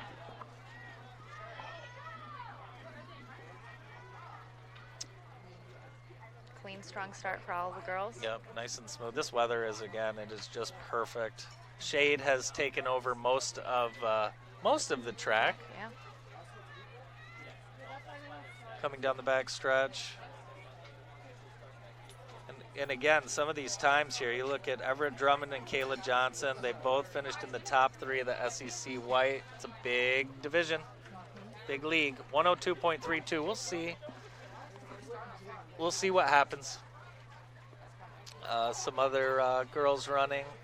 Trinity Holm, Mackenzie Keys, Lainey Reynolds, Emily Smolowski, Chelsea Russ. And we have in lane 5, is that Kayla Johnson? Kayla Johnson in lane 5, and then Sophia Reynolds, followed by Everett Drummond. Congratulations to those 3. Not a huge surprise. Again, Johnson 1, Reynolds 2 from Hanover Horton, and then Drummond 3 from Jackson High. We can do it right now. Sounds good. We're going to now talk to Bryn Miracle from East Jackson. And Bryn joins us now. Bryn, tell us a little bit about that hurdles race. Well, I didn't really expect to get first. Kind of hoping for a second. What's it like to hope for second and win? Surprising, very exciting. But this isn't new to you because you're the conference champion in the 100 and the 300 and also the regional champion. Oh, yeah. So, and now the Selby champ. And you have the 300 hurdle coming up still. Yeah, it's kind of nerve-wracking because all these girls are just so good. Well, the nice thing is you've already won a race, and you've shown them that you're good too. What are you looking for in the 300? We know there's a lot of talent in that race. It's a beautiful night for the race. What are you most looking forward to? I'm looking forward to running next to the top 3. So me, Anna, and Kiara Johnson. What's it like running against athletes from other schools outside of the Cascades? Do you guys enjoy it? Oh, it's so fun because we all know each other and we push each other so fast. I didn't run my PR till I ran with them. Awesome. Very cool. Well, we'll let you go check in for the 300 hurdles. And, good luck at States. Yeah, good luck. Thanks for joining us. Thank you. That's Bryn Miracle. She won the 110-meter hurdles and is going to check in for the 300-meter hurdles. And now we are going to take a big break because it's the Alumni Mile. It's the summer sale at From Hewlin Furniture. For a limited time, get up to 40% off regular prices, an extra 10% off sale prices, and we'll pay your sales tax. Or take advantage of up to 72 months financing with payments starting at just $30 a month. Plus, everyday value right specials like stationary sofas for only $8.99 and rocker recliners for just $3.99. Save big during the summer sale at From Hewlin Furniture Jackson. The Selby Track and Field Classic on JTV is brought to you by Summit Heights Dental Care. Hi, I'm Dr. Nicholas Legal of Summit Heights Dental Care. On behalf of our team, we hope you enjoy the great events happening all summer long. There's no better place to live, work, and raise a family. Visit us at smilejackson.com. Your new ride is waiting for you at Avenue Auto. We've been giving Jackson great deals on pre-owned vehicles for 27 years. With 80 or more vehicles on the lot, each with a free warranty, we're your family-owned and operated choice in Jackson. Hamanati's Frosty Boy of Vandercook Lake. We have what it takes to keep you cool all summer long. Great flavors, excellent selection. Hamanati's Frosty Boy of Vandercook Lake, here to serve your ice cream needs. From a horse-drawn wagon to a diesel-powered truck, Emmons Service has proudly served Jackson County since 1918. And this year, we are celebrating 100 years as proud part of the Jackson community. Emmons Service has trash removal and recycle options to suit your home or business needs. And signing up has never been easier. To start your service, simply visit emmonsservice.com. So thank you, Jackson, for 100 amazing years, and we look forward to the next century with you. Emmons Service, our business is picking up for 100 years.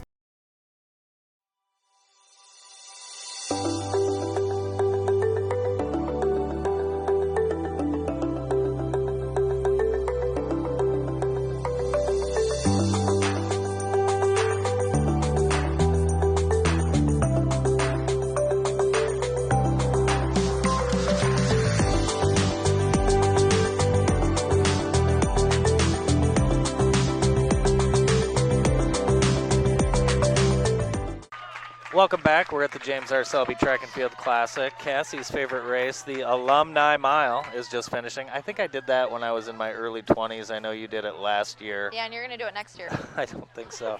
We're now joined by Ahmad Amin, who is a freshman from Jackson High. Ahmad, take me through that 400-meter race, competing in the area's best meet as a freshman.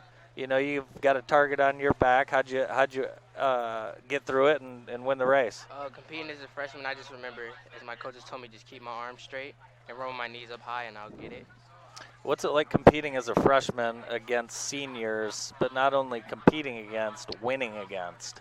It's always tough. Like, it's always nervous when you come up because, you know, they're so large compared to you, taller than you and stronger than you. Well, obviously not stronger than you. That was a pretty impressive win, and I appreciate your wave to the crowd there at the end. Thank you. Yeah, I was explaining to our viewers that it's all right to have a little showmanship when you're a sprinter, especially when you're winning races like that. You got the 200 coming up. You got the 4x4. What can we look for you to do in those races? What are your goals? The 200, I want to strive for a 22.40 in the 4x4. As long as I split like under 52, 51, I'll be fine. Now, it's not just track over at Jackson High. You're also a football player and a basketball player. I know the football coaches are taking note of your speed, aren't they? Yeah, they're taking good notes on my speed. Right. Well, it's been a lot of fun to watch, and we look forward to watching you for years to come. Good luck in the 200 and the 4x4, Ahmad. Thank you. What a talent as a freshman. Thanks for joining us, Ahmad. When I was a freshman, well, I did run track as a freshman, but I wasn't any good. No. I could barely pack my own lunch. Okay, so we are getting ready for, that was a little break, the Alumni Mile, which it was a pretty good turnout, actually. It was a great turnout. So coming up next, we have the 300-meter hurdles, which is fun. We've already talked to Bryn Miracle. Yeah. But her, Anna Burke, and Kiera Johnson, all really close. Bryn told us she was nervous, and we're like, hey, you just won. And she seated first. So. Okay, the boys are off. Look how quickly they do that. The boys' 300-meter hurdles is underway. An interesting race. Lincoln Raskowski of Western, Jack Easterday of Grass Lake, and both won conference, correct? Yeah. And this could be the race of the night, according to our very own Jeff Steers. So,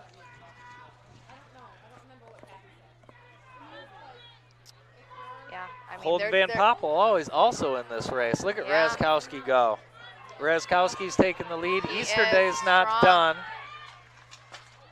And he hung on. Wow. Amazing. Wow, but I think it distracted Van Poppel a little bit, and Kyson Cooper snuck in there and took third. Western and Grass Lake, Lincoln Raskowski and Jack Easterday, both state qualifiers, and they'll be competing. And you want to talk about an East Jackson legacy. Lincoln's dad, Mark, was East Jackson's very own football coach. I do remember that. Yeah. I remember that for a long time. I'm sure the Raskowskis feel a little bit at home here. Oh, I'm sure. Yeah, he did a great job for a long time here. Sure did. And his boys have been excellent athletes. Oh, amazing on and off, right? Yeah. Great athletes, great kids, and Lincoln is their youngest. So. I see Rob Rando in the crowd talking to Jeff Steers. It looks like maybe he's hoping to get a photo.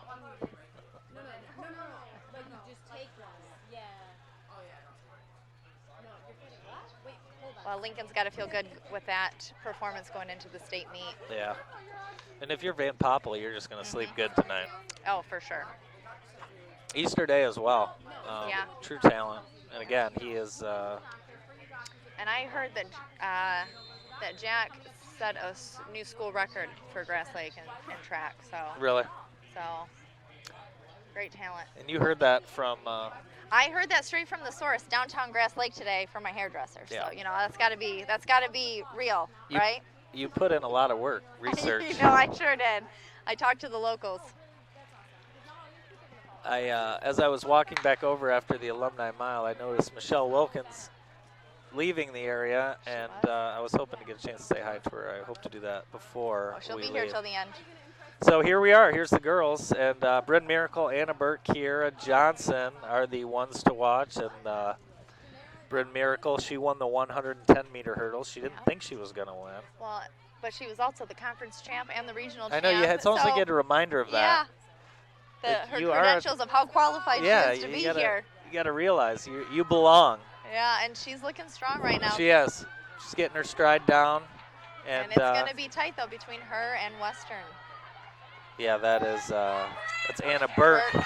And Burke would really like to get this win. Yeah, but she held on. And there's Bryn awesome Miracle. race for Bryn. Swept the hurdles. Yeah. It's pretty cool. You know, you don't always see athletes who are successful in the 110-meter or 100-meter hurdles and the 300. You know, yeah, because they're wildly different races. They are wildly different races. Yeah. We've seen some really good performances here tonight. Really good performances. And all three of those, 1, 2, 3, they're all state qualifiers, and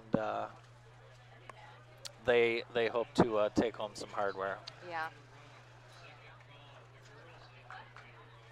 There's Bryn. She's going to walk by, and literally a minute ago, she was just telling us how surprised she was that she won the 110. So good for her. It's pretty cool. You can't help but be happy for these kids. Oh, for sure. That's like I said. That's the hardest part of sitting up here and not being able to scream and cheer for them like you normally would. We're getting ready to run the boys 800. Yep.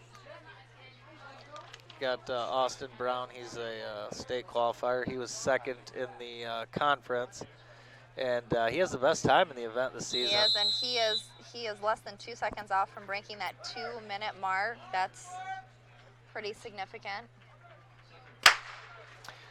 And it's going to be a good race because he's going to have Concord's Jonathan there. This should be a really good race. One thing I like about Austin Brown, backwards hat. Yeah. You don't see that a lot in track. Again, you know, I feel so cheated, Andy, that, I would have that when we competed that we weren't allowed to wear jewelry or hats or anything. Had we showed up with that hat on, they would have said, "You're out of here." They would have. We'd disqualified. Yep. DQ. You're out. But he's rocking it, and he looks good doing it. He looks strong. So, again, a 2:01.96. He's going to be your favorite. All these athletes looking to PR. Yeah. I was surprised Madison said she was trying to break. Yeah. It's interesting. Yeah, I thought she would go conservative today, but I mean that's a true champion where you want to do your best, put it all out on the line every time. And you talk about a group together. Here comes a group. Let's hear that bell. And it's going to be tight. Jacob Singleton from Western, and he's got Brown right in his sights. Yeah, he's going to kind of there's Mikovits, Jonathan Mikovits, Matt Hoop from Lumen Christi in there, Matthew Rankin from Grass Lake, Cooper Singleton from Western, and you can see Western's taking the lead here. Yeah, will he be able to hold that, or does Austin have them right where he wants them? He might like to let them get up ahead and then shoot past them in the last 100 meters. I'm not so sure today, though. Jacob Singleton from Western, I believe, followed closely by Jonathan Mikovits. Austin Brown looks like he's going to hang in third. Look at this race we have for first.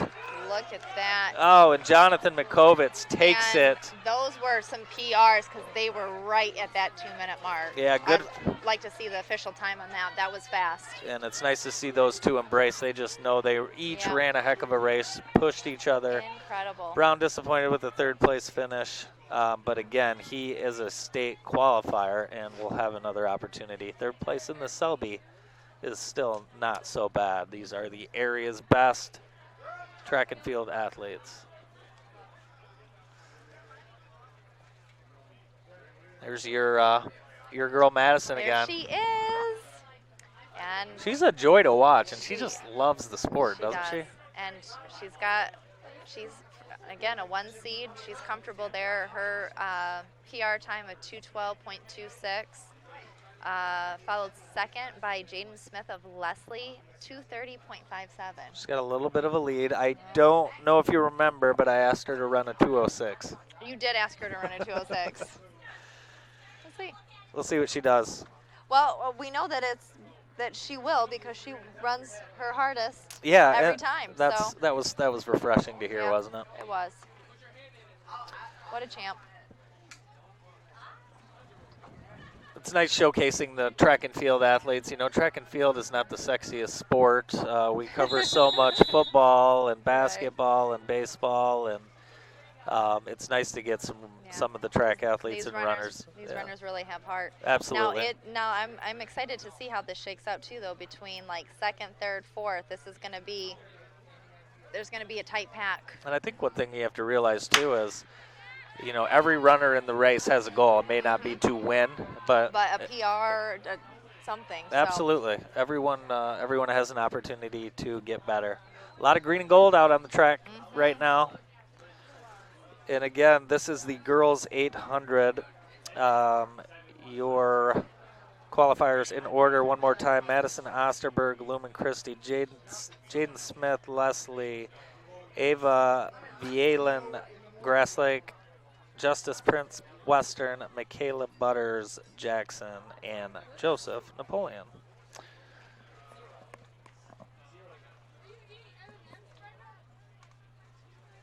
And you can just see she's pulled away with such ease coming off of that fourth turn. What's the future look like for her, do you think, Cassie? She's going to be heavily recruited. The key is she's still young, keeping her healthy, injury-free, but she's got a bright future.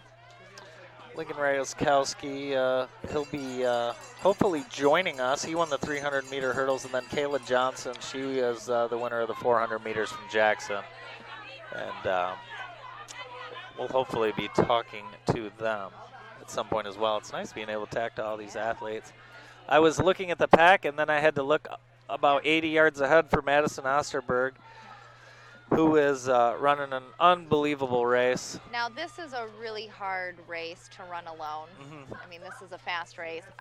But I think that there's going to be a few PRs in this pack coming up behind her. Jaden Smith, Ava, Justice, they all looked like they were ahead of pace on their PRs coming off of that first lap. Yeah. So this will be an exciting finish. So a lot of talent in Jackson, both cross country and in track and field, and I love seeing all these crossover athletes, baseball players coming out, soccer players coming out, and there's even there's track athletes that are helping out on other teams as well. It's not just track getting all the help. So not a PR, but a very comfortable win. Yep. For Madison Osterberg. Just a cruise, but another just W. a 2:18 cruise. Yeah, not a big deal. And not a let's big see. deal. That's that time wins state championships. That does. A nice finish there by Napoleon, Grass Lake. A couple Western athletes, and finishing up the group is Layla Lopez from Lumen Christie and Olivia Ortel from Jackson Prep. And Ann Joseph had a really strong finish. That was a PR for her. So nice to see what they can do when they get out there with other athletes. Yeah, you see Madison, team leader down there, giving encouragement to her runners. A lot of good sportsmanship at the Selby Track Classic. I got Malachi Boyd from Concord. He's the conference champ in the 200. This is going to be a fun race. I think this is going to be my favorite race of the night. We've got Nathaniel Hobbs from Jackson. We just talked to freshman Ahmad Amin. He's got a nice head on his shoulders for a freshman, too. He wanted to run a 22 flat. 22.4. 22.4? Which would beat his teammate. So we're gonna have a heck of a race here. We've got Connor Corey from Western, Dylan Hackworth from Western, Jeff Harvey, Ahmad Amin, Nathaniel Hobbs, all from Jackson. Malachi Boyd, he's your Big 8 champion in the 200. He goes to Concord. Thomas Daly from Western, and then Gumper, the winner of the 400. So here we go. And these guys are cooking. Flying.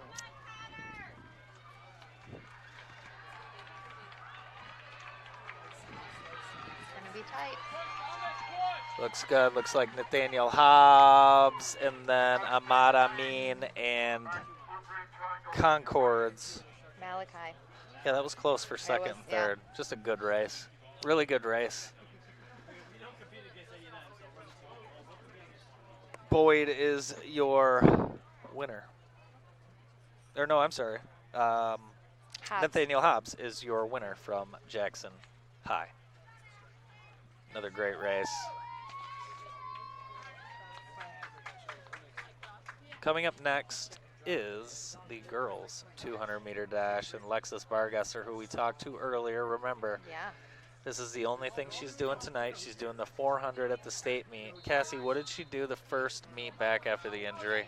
She won all of her events. What? Amazing athlete, headed to Indiana to play basketball. And she's going into the state meet as a reigning champion. Yeah, so. Absolutely. She only won 3 state titles last year. Here she is in the 200. We'll see.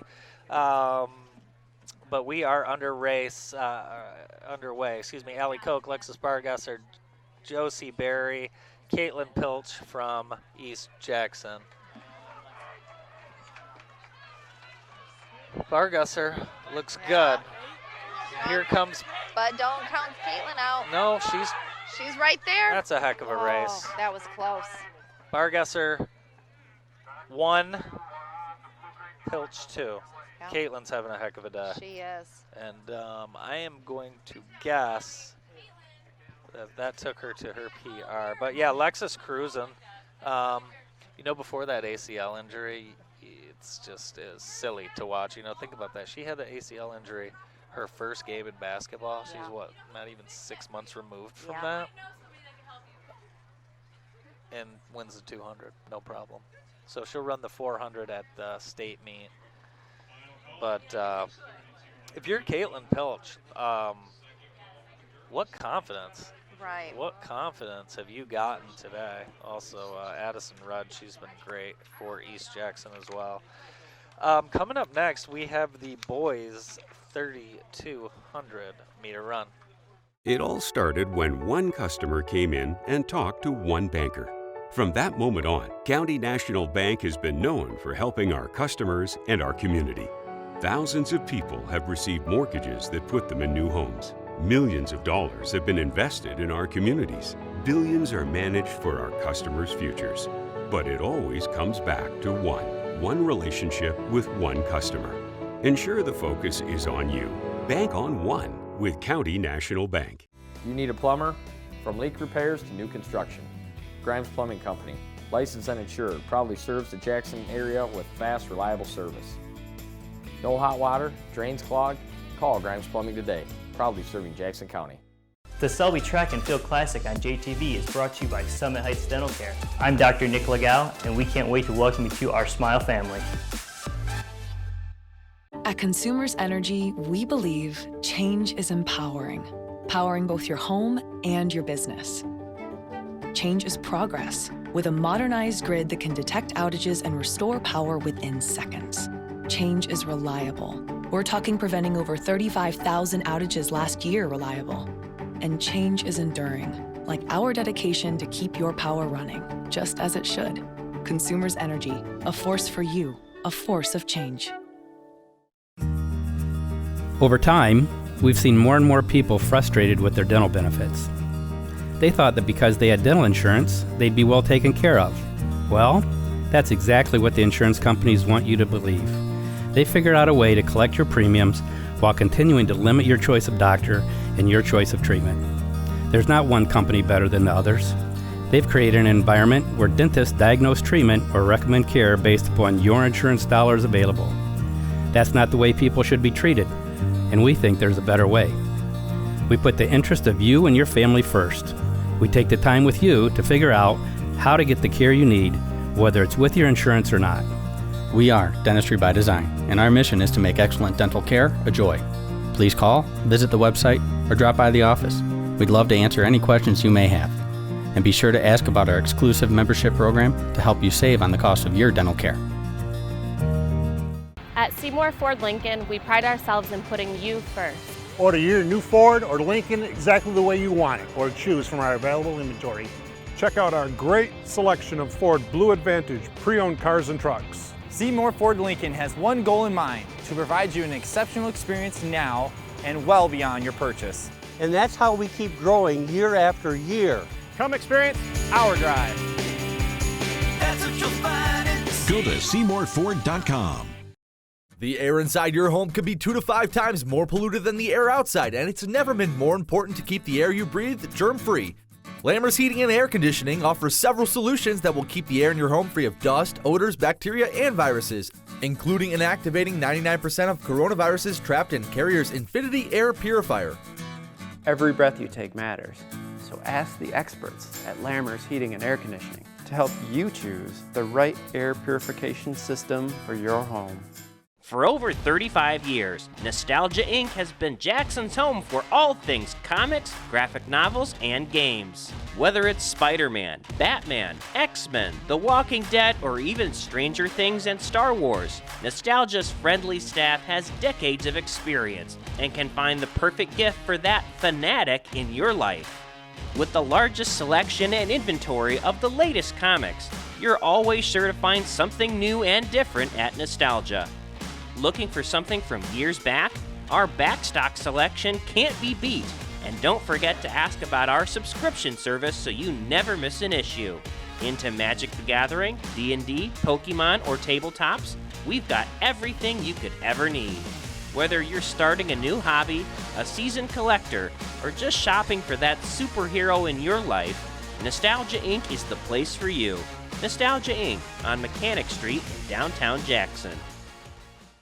All right, we're back and getting set for the boys 2-mile run. And it's a long race, Cassie. I see 2 hats out there, which means it's going to be a long race. With us now, who was the winner of the boys 300-meter hurdles, is Lincoln Raskowski. Lincoln, congratulations on that 300 hurdle race. Talk about the race. There were some serious hurdlers in that race. Yeah, I mean, it was pretty much the same people from last year that ran it this year, and so I knew it was going to be close. I looked at the seeds. It was within like half a second, so it went well. I mean, I didn't run my best race, I guess, but I mean, I won, so I'm happy. You got to be happy with the win. Now, you're also running the 4x4. Yep. I know relays are very important to Western track and field. How important is that last race to you guys? It's important, especially because for us seniors, it's our last 4x4. We didn't make it to states, so we want to go out with a bang, hopefully, and compete and win. But you were the conference champion and a state qualifier in the 300-meter hurdles, correct? Yeah. Yep, I was. Also a very accomplished wrestler. Yes. It's and I feel like that runs in the family. Is that in your blood? Yeah, I would say it's somewhat there. Yeah. What sure. Any of these sprinters ever try and pick a fight with you, or they know better because you just take them down? Hey, they know better. All right. Well, hey, we've had a great time watching your career, unbelievable football career, wrestling career, and now track. Yeah, now track. Thank you. Yeah. Good luck at Michigan State next year. Yeah, good luck at the state meet this weekend. Yep. Thank you. That is another Raskowski, as they say. Great kid, great talent. Yeah. So we are into the 2-mile, and we are going to be talking to some different people during this race.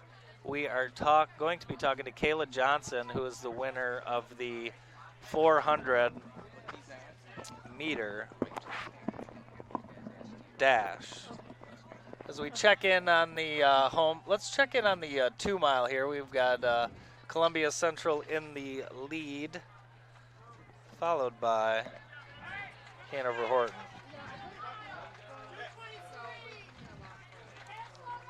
And that's a pretty fast half mile. We came in 2:23, so those are some pretty solid split times for the 2-mile.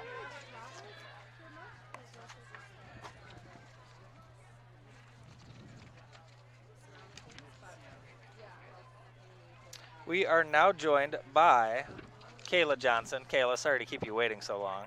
No problem. Kayla won the 400. Now tell me a little bit about the 400, because your teammate, Miss Drummond, and you have battled all year long. What's it like being able to have a teammate like that pushes you to those fast times? You know, the 400 is a really mental race, so having Everett by my side, we definitely pushed each other back and forth. All our workouts, we went head to head and gave our best effort. We kept positive energy, and I was definitely shown on the track throughout the season. As a absolutely phenomenal race for you. Thank you. And you finished, both you and Everett, you guys finished in the top 3 in the SEC White. Talk a little bit about the track season and some of your goals even for yet the remainder of this year. So definitely with the pandemic being cut short, I definitely wanted to give even more effort, 110% rather than 100%, because this is only a season. So I definitely wanted to give it my all, always progress. Even the days I didn't feel like going or being on the track, I definitely had to stay positive and keep it all out there. I mean, God gave me the ability to do this and have good limbs and the energy, so I definitely wanted to use that to my best ability. It's certainly fun watching you run. What was it like missing that year for a pandemic? And then, you know, did you feel like you really missed out on a year? I did definitely. It was hard. It was definitely boring. But as we got back, it made me want to go even harder. You know, make up for that year. So I definitely enjoyed, you know, what has happened, because it definitely pushed me to what I did today. We're talking to Kayla Johnson, who just won the 400-meter dash at the Selby. Now, you're not done tonight, are you? No, sir. I still have the 4x4. And what leg do you run? I pop it off on the first leg. Okay. Awesome. All right. Well, that good is that's a fun race to watch. Good luck. Thank you so much. Kayla Johnson, one of our star athletes at the James R. Selby Track and Field Classic. We are underway in the 2-mile, and we are about 5 minutes in to the 2-mile. And we're just talking to sprinters, and with us now is Nathaniel Hobbs, who just won. Nathaniel just won the 200-meter dash. Nathaniel, congratulations on that 200. There was some. That was a good race. Talk about some of the guys in that race. So Ahmad, he's a freshman. Shout out to him. He's killing it this year. You know, he's pushing me in the 400 and 200. He was in lane 5 next to me, and then Malachi for Concord. I run AAU track with him, and I train with him and Coach during the winter. So I know him pretty well. We run an all-state 4x2 team indoor. So I mean, I've raced him in practice all the time. So it was good to see him out here. Yeah, look at you three. You got he won the conference. You won this race, and then you got a freshman. The future is bright. Track and field is nice around here. Talk about having a freshman on your team who can hold his own. I mean, it's nice because you know, training by yourself is kind of tough, and I've kind of had to deal with that. You know, through COVID. And last year I was our top 4-8 guy, and having someone to be able to train with definitely helps a lot. And just to be able to mentor him and set him up for the future with some coaches around here for AAU and even for J-High, I mean, it's a blessing to have him here and ready to work, because, you know, 3 years from now when he's a senior, he's going to be even faster than I was right now. And not too many people know about AAU track. Talk a little bit about it. I know Dan Davis from Albion, a lot of guys involved in Concord. You know, it's really something that can be a huge help to you. Talk a little bit about what the summers are like.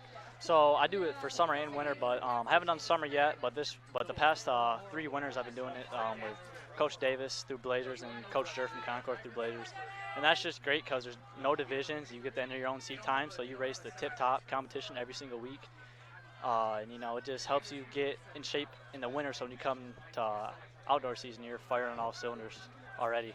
And then for the summer, I'm trying to walk in at Michigan next year. I got to get about a second half faster in the 8 and 4. I'm right there. I got to get, you know, I'll lock in with AAU coaches, and I'm pretty sure I can do that. And you've had a busy spring. Yes.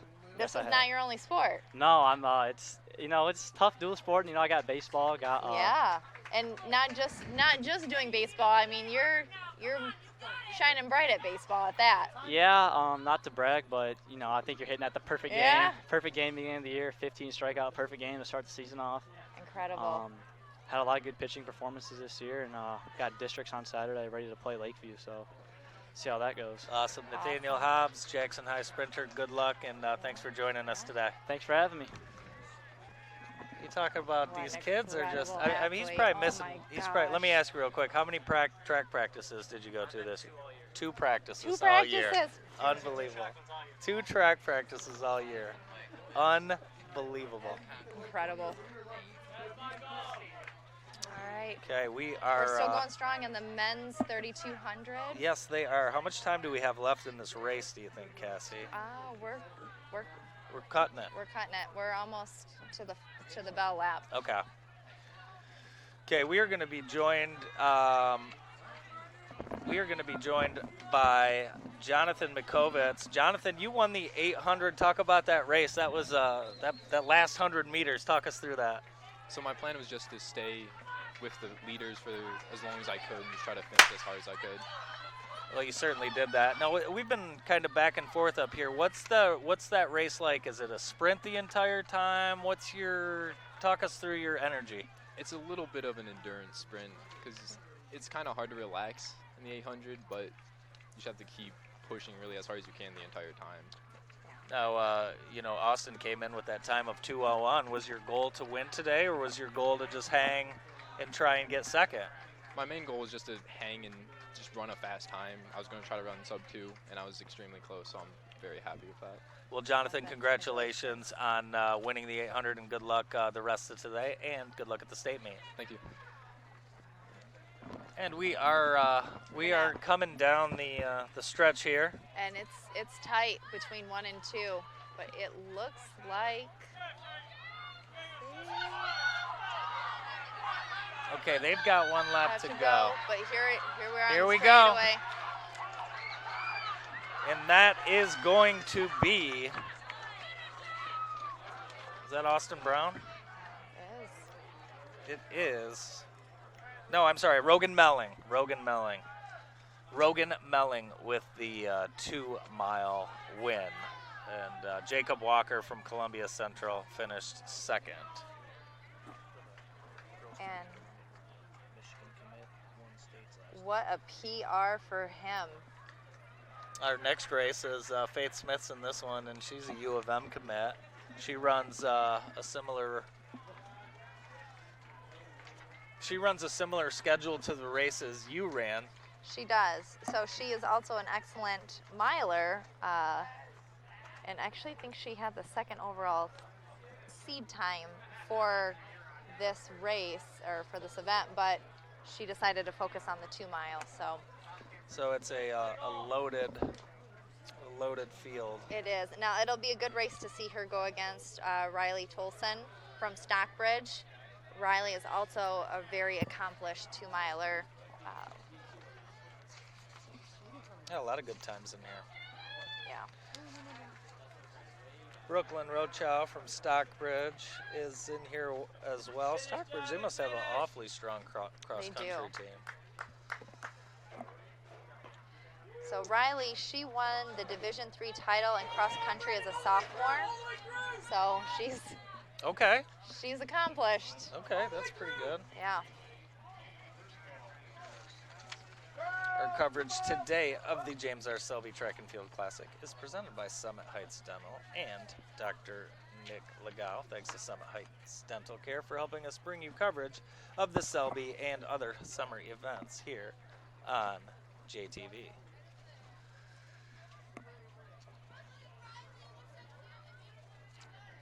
I wanted to tell you about a few of my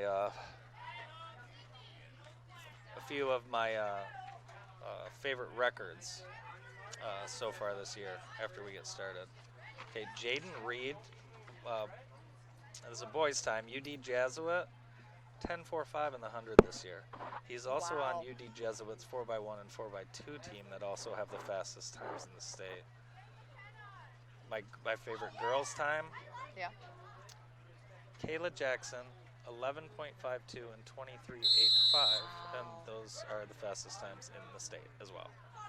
Very, very good. And we're off in the girls 2 mile. The girls 2 mile. I can't tell you the last time I ran 2 miles in a row. I probably walked it though on the golf course. All right, the girls 3,200, and of course Faith. She's the she's definitely the favorite. But again, I mean Riley Tolson from Stockbridge,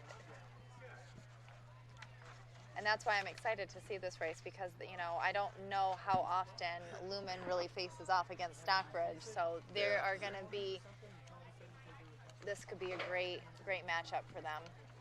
Couple quick shout outs. Alina Lewis, senior at Western. She holds the school record in the 400 and the 800. Incredible. And she's committed to run at the University of Michigan along with Faith Smith from Lumen Christi. Matt Hoop from Lumen, he'll be running both cross and track at Trine. Of course, we know that as Tri-State. Yes.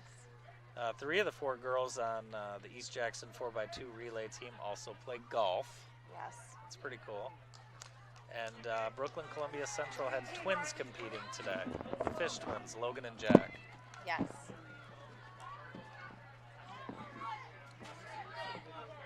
And a strong first lap.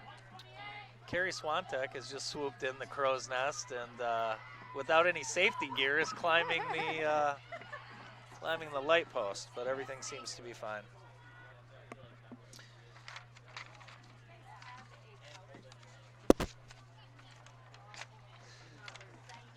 This is a fitting time distance running. I wanted to mention a few people we lost in the track and field and cross country world in Jackson over the past year. In October, we lost Jackson lost Jerry Reese, one of Jackson's top track and field coaches. He passed away. Jerry coached at Jackson, Lumen Christi, Hanover Horton. He was the meet manager of the first cross-country state finals at MIS. Jerry was a great friend, mentor to me, and so many other athletes in track and field cross-country athletes. And in December, Charlie Janke passed away. He was the track and cross-country coach at Jackson High. He was everywhere. A lot of people knew him as the get back guy. Get back. Yes. Get back. Get off the track. Both Jerry and Charlie were fixtures during our careers, Cassie in high school and thousands of others. When you think of track and cross country, I can't help but think of Jerry and Charlie on the Mount Rushmore. And from setting up meets to just the amount of volunteer hours, the encouragement for the sport, their passion for the sport, got to get other kids passionate. Those two were very important in the history of athletics and, of course, track and field and cross country in Jackson and in the state. Now, it's worth noting, I mean, usually you don't say exciting and 2 mile together, but this is an exciting race because the half was fast. I think I saw them come through at 2:42. We're on the 3rd lap right now, and Riley Tolson is currently leading the race, followed closely by Faith Smith of Lumen Christi. So you got a lot of time. You're out there by yourself for the most part. What is it you're thinking about? What do you? I mean, this is a pace game. Right. So 2 mile is making sure you're positioned well, that you're still in it, but you got to have enough gas in the tank to finish the race. And especially these girls are going to know going into it that they're so evenly matched that it might come down to a sprint at the end and who can out sprint the other. And I can tell you that when it came for me and I had to out sprint somebody, I was not going to win. So you tried to get that. I tried to get the lead in the beginning because I did not possess the fast twitch muscles to out sprint people at the end. My favorite state records, I looked these up too, and you'll like one of them. Hannah Meyer from Grosse Pointe South in 2013 ran a 2:06 in the 800. Whew. And my other favorite record is 300-meter hurdles. Kenneth Ferguson. Yeah. 35.9. No one else has even ran a 36. Wow. It's unbelievable. We have with us now Rogan Melling.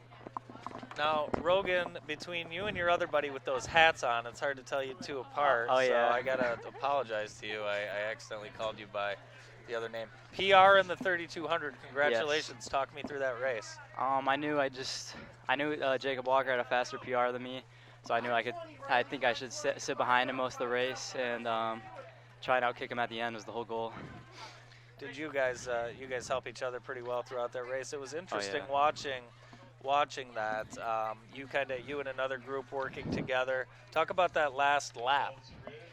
He passed me with I had the lead going into that lap, He passed me with like 200 meters, I think. But I knew he was tired. I knew I could outkick him, even though he passed me at the last 100. And yeah, that's what I did. Just gave it all I had the last 100. Rogan, it was just a phenomenal race. PR, what was the time? What was your time? I think 9:43, 9:42. So that's not even a small PR. That's a huge yeah, it's like PR. a 10, 15 second PR. I think. That's like a out to dinner PR. Yeah, something like that, yeah. That's just incredible. Now, are you competing at the state meet this weekend? Yeah, I am. I'm running the 1600. Okay, well that race has got to give you some confidence going into definitely. Going into that. I've been changing my training. I've been doing my core every night. I've been eating a lot healthier, and I think it paid off today. And hopefully. And you probably knew, looking at your split times, that you were on pace. Yeah, definitely. I was like 450 at the mile, and I felt really good. So yeah. How's the track here at East Jackson? You guys like running on it? I do. Yeah, I love this track. Awesome. It's Rogan Melling, winner of the 2 mile. Good luck in the mile on Saturday. Thank you. Congratulations. Make sure that hat gets washed. Oh yeah. Someone takes you out to dinner tonight for a PR. Congratulations. Congratulations. It's a big PR. That was a huge PR. And sometimes you just know. Sometimes you're just on. And It's a like runner's high. It is, and you know it is, and you get that confidence. Like he said, he felt great at that mile mark, and that's probably the fastest split mile he's had in the 2 mile, and he knew he could sustain it, and he had the pack there to carry him. That's just incredible. What a good feeling. You can tell how happy he was after that. Yeah, he earned a steak dinner tonight. Yes, he did. It was funny talking to Nathaniel Hobbs, his AAU coaches. Yeah. They're coaches I had. You know, it's amazing. Yeah, awesome. Dan Davis and Mike Jurasek, they're coaching at Concord now. They coached at Albion for years. Their kids were great athletes, and they're still here around the sport giving back, which is very important. You think your kids are going to be runners? I do. My daughter has a beautiful stride, and we joked because she would walk with me to the mailbox when she was a baby. She started walking at 7, 8 months, and by 11 months, she would walk a mile with me. Wow. She didn't like to be in the stroller. She'd get fussy, so I just let her walk. So I think she could be a distance runner. We'll see. My little time hop on Facebook today reminded me that it was field day 3 years ago. Oh my gosh. And she beat all the little boys in kindergarten in the 100-yard dash at field day. So well, there's some. She might be a runner. There's some pedigree. But right now she's a figure skater. So. Oh. All right. We're just finishing up, and our last race of the night is the 4x4, and it's. I don't know. I feel like that's always like an all-star race. It is. It really is. It might be one of the most exciting races. Yeah, it's easy to say that because it's the last race, but it's But it's designed that way on purpose because like we've talked about, arguably the 400 is the hardest event, right? Is it a sprint? Yeah. Is it, it's all out. So. All out, and something about being on a relay team. You want to run fast for your teammates. Now, I'm curious to see how we're shaping up here because we're past the halfway point. Yeah, we're getting. We're almost close to the bell lap. Yeah, so. Yeah, we're almost close. And Faith is looking very strong. Is this really? This is it. Are you kidding me? Just. She's got a chance to do something here if she cooks it. She really does. So. Okay, she came in with a 10:56.54. That's so fast. That's very fast. So fast. It looked like she started to slow a little bit out here in turn 1, but then as she got halfway through turn 2, she's that's textbook perfect stride. That is just. You can just see how comfortable she is. I'm afraid to look at the clock. I don't want to look. I don't want to keep looking at the clock, but she is. She's absolutely cruising. She is. She's in a great position for this weekend for the state meet. It'll be exciting to see how everything shakes out for her. University of Michigan getting some local talent, track and field. And that's the thing about it too, that it's kind of deceiving because you hear these kids, well, I'm going to U of M or I'm going to Michigan State. Those are world-class programs. Those are top-notch, top in the nation programs, and she's going to do so well there. I'm really excited for her. It's exciting. It's cool to Here she comes down the straightaway. And it's gonna be close.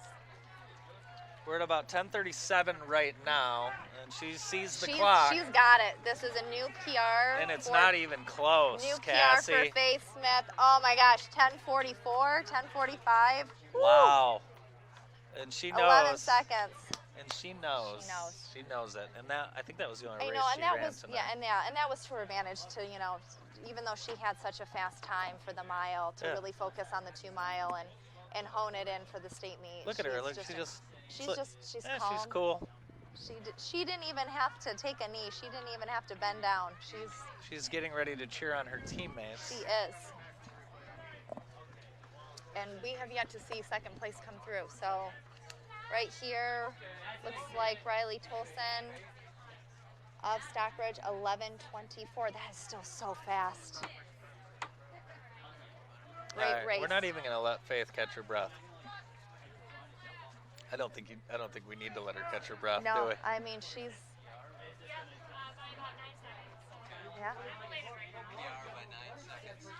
Yeah. PR by 12 seconds.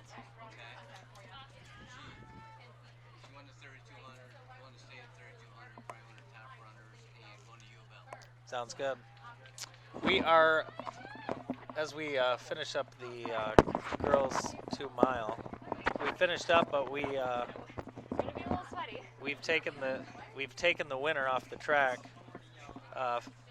Faith Smith, congratulations. Could you see the clock when you were running down the home stretch? I could. I saw it in the last couple seconds. During the beginning, I was trying to keep my head down, finish as strong as possible, but once I got to about 50 meters left, I looked up and I started digging it in. I saw about 10:31, 10:32. I was like, oh my gosh, I could get a new PR by a significant amount. So Now, how were your splits going into it? Were your splits ahead of schedule to know that you were pretty much within striking distance of your PR? Well, I mean, my parents and my coach both track my splits, but Sure. I just get nervous when I'm running. I'm like, don't tell me my splits. Okay. But I felt like they were a lot faster. Riley took it out amazing, and could not have done that without her. That's awesome. You won the state championship last year. Hoping to do that again this year. Actually, I did not win it last Oh, year. I'm sorry. I had a major hip injury, so I just started running like this past September. I took about November to September off, and I've been in and out of the pool. How have you been able to recoup so well to get into this type of shape? So much cross training. If I'm not running, I'm in the pool, I'm on the elliptical, I'm on the bike. I'm always doing something. And last year I figured out that cross training is just as effective as running. It's awesome. You're headed to Michigan next year. Yes. Talk a little bit about what we know you'll be running cross, but what events will you be doing in track? You know, my coach has always said I'm just such a long distance girl. Even sometimes I feel like the 2 miles a little short, so I'll be moving up, hopefully the 5K and maybe even the 10K. but we'll see. I think you've got the 10K in you. What about Thank steeple? you. Do you think you want to try steeple? No, my coordination stops there. That's about it. Faith Smith, Awesome. new PR in the Incredible 2 mile. race. Good luck this Thank weekend. You. Thank you, guys. I appreciate Congratulations. That's Faith Smith from Lumen Christi, and Faith will be running at Michigan next year. What a talent she is. We've seen a few PRs late. But And man, this is the time to do Yeah. it, you know? What a race. these kids are going to be happy tonight. All right, here we go. I mean, I know we said this before, but we couldn't ask for nicer weather. No, I we mean, couldn't. The way that this has ended, this has just been perfect. It went by pretty quick once we got started. It really did.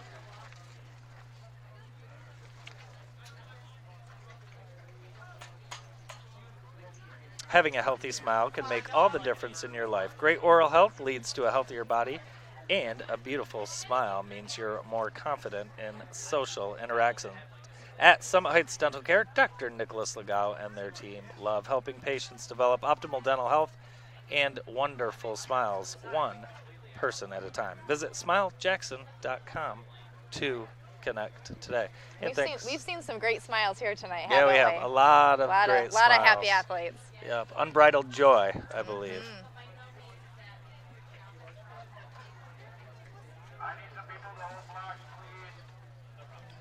Now, you guys, you and your husband, both from Jackson. We are. You know, we grew up in that time where everyone said, "Leave, don't come back." Right. I'm glad I came back. How about you? Man, I am too. I think that was always, I mean, I know that was always doctor's plan was to come back. I wasn't sure at the time if that was my plan, but Mr. Glick gave me an opportunity, took a chance on a college athlete, go figure. And, even though you were a Michigan State athlete, it was did. okay. He said he was an equal opportunity employer, and that he would still hire me even though I was a state grad. So bless him. All right, this is the final race of the night, the 4x4, and all of these gentlemen on the track right now are extremely nervous, excited, ready to run. And this is always such a grit because, you know, these kids have already been competing the entire meet. Got a lot of their teammates out close to the track for this one. As everyone wraps up, a beautiful night. Just a great night here at East Jackson High School. And we're going to be looking closely at Jackson. Top time 3:27.8. That is quick. But it should be close because as we've seen tonight, anything can happen. Anything a lot of PRs and yeah, Jackson Concord, really good teams. Manchester, sneaky good. Yeah. Got Michigan Center.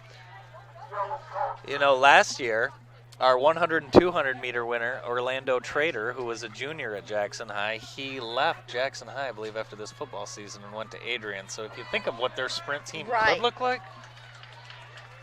Well, they are strong on their own. One lap down, and second leg is getting ready. Oh, he's talking again. Okay, I don't know if I like it yet. We'll see. You know, but he's young. What a character. I love him. Okay, so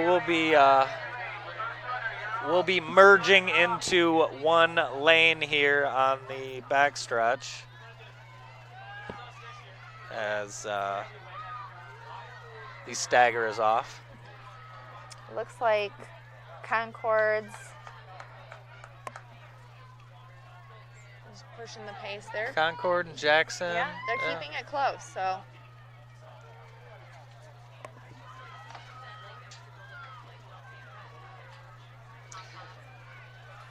And again, for Concord, Adair Artis, Omarion Culliver, Makai Wingfield, and Jonathan McCovitz.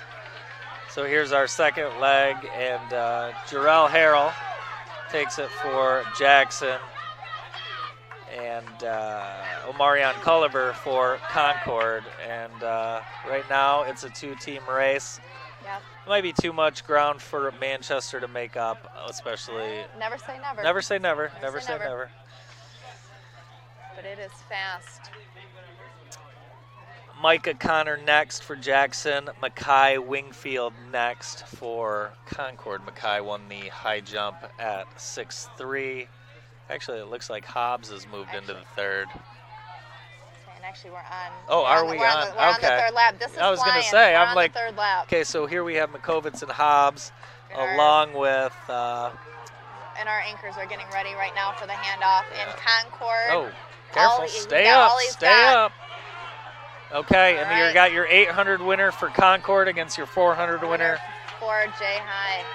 This is going to be tight. Hobbs. Don't cut Hobbs out. I wouldn't count him out. Nope, no, I would not count him out. This is where he'll try and make up a lot of his room, and then kind of stay with McCovitz during the backstretch. He's gaining.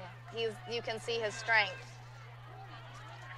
Now remember, McCovitz is coming off that 800.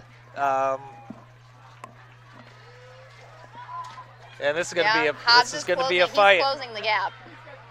This is going to be very tight. And here we go. He's got it. And McCovitz knows that someone's there. And Hobbs is digging, and he timed it right. The undisputed champ of the 400 meter. And he's happy. McCovitz, great finish for Concord. Good times. Manchester third, Western fourth. Hanover Center and Lumen and Leslie round out the group. Great race. Great race. And I think Braskowski made up a lot of time too for Western there at the very end. That was a great race. Yep. Kids celebrating with one another.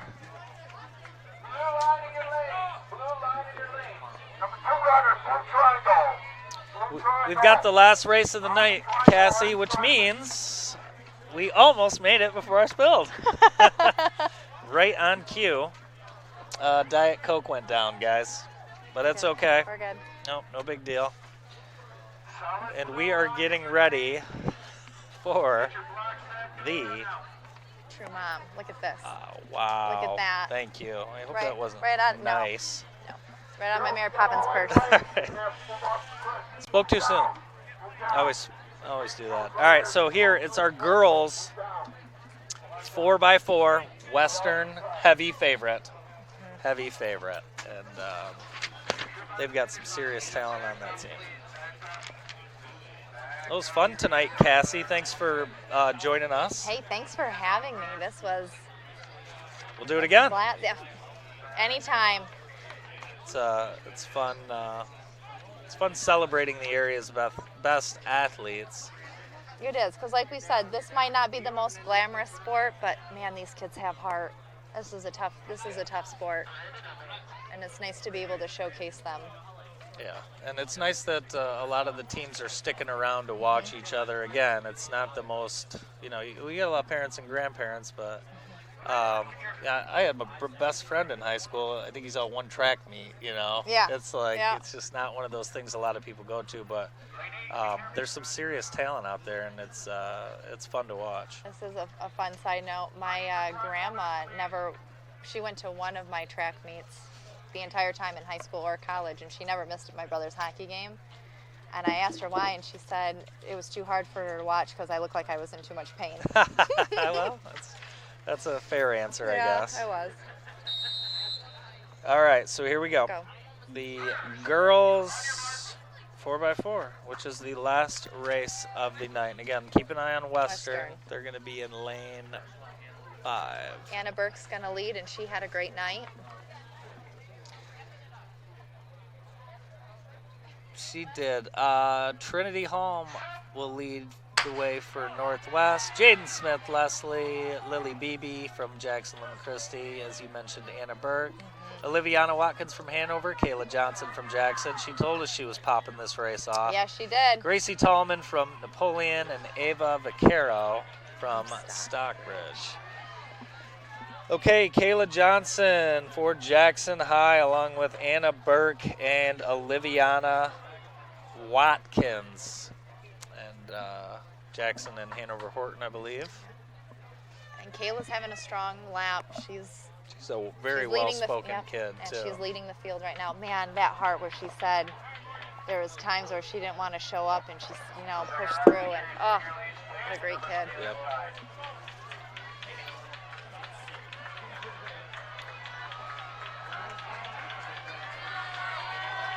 Lillian Haydenberg, Morgan Cool, and Faith Smith.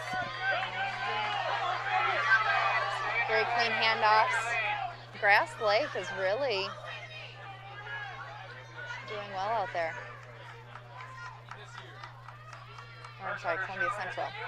It's getting a little dark out. It is. We're at sunset time. I should take this time to mention that we are always in need of MHSAA officials. You always think basketball. No, track and field is an MHSAA sport.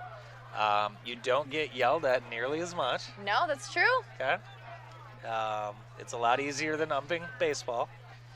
You can get a good tan, and you can watch good athletes. So we do need, I've noticed that guard needs to change a little bit more. Yeah. Now I'm not signing up. I'm just saying. Okay, this is lap 3, and Western has flexed its muscle. And they have a solid lead, but Hanover's right there in it. And there's Jackson. Followed by Jackson. And Columbia Central. That is Amelia Jones from Jackson. And Alina Lewis is going to be running the anchor leg.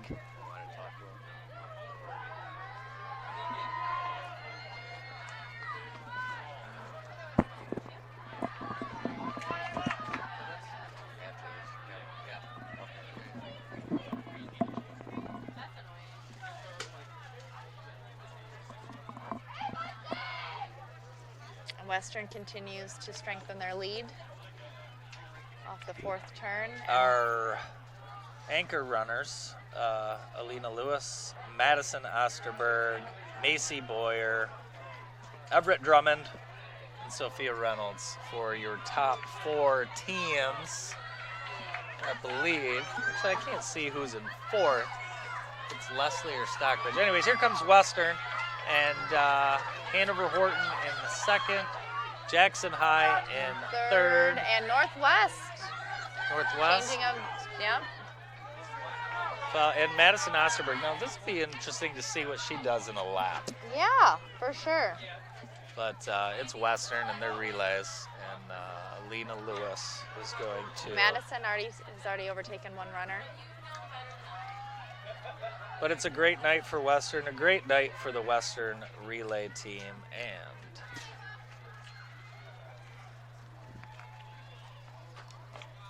they have, I believe, 3 relay teams that are qualified for the state meet.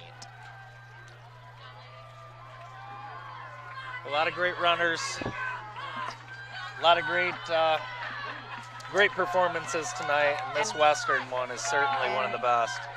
And that might just be a PR. It's close. It's going to be close. It looked like they just got under 408. If you think about that, that's an average of a 102. Mm-hmm. Great job by Madison Osterberg getting 3rd. Hanover Horton with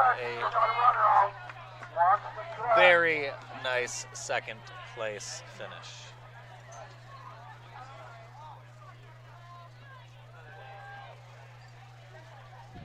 And that's going to do it for the James R. Selby Track and Field Classic. The 2022. Great event. I want to thank Summit Heights Dental Care for helping us bring you all the action today. And Cassie Legao, thanks for having us. Thank you for joining us. And thanks to all of our sponsors, including Summit Heights Dental Care, Frosty Boy of Vandercook Lake, Comfort Keepers, Emmons Service, and more. That's all from East Jackson High School. For Cassie Legao, I'm Andy Hawley, and this is the Selby Track Meet.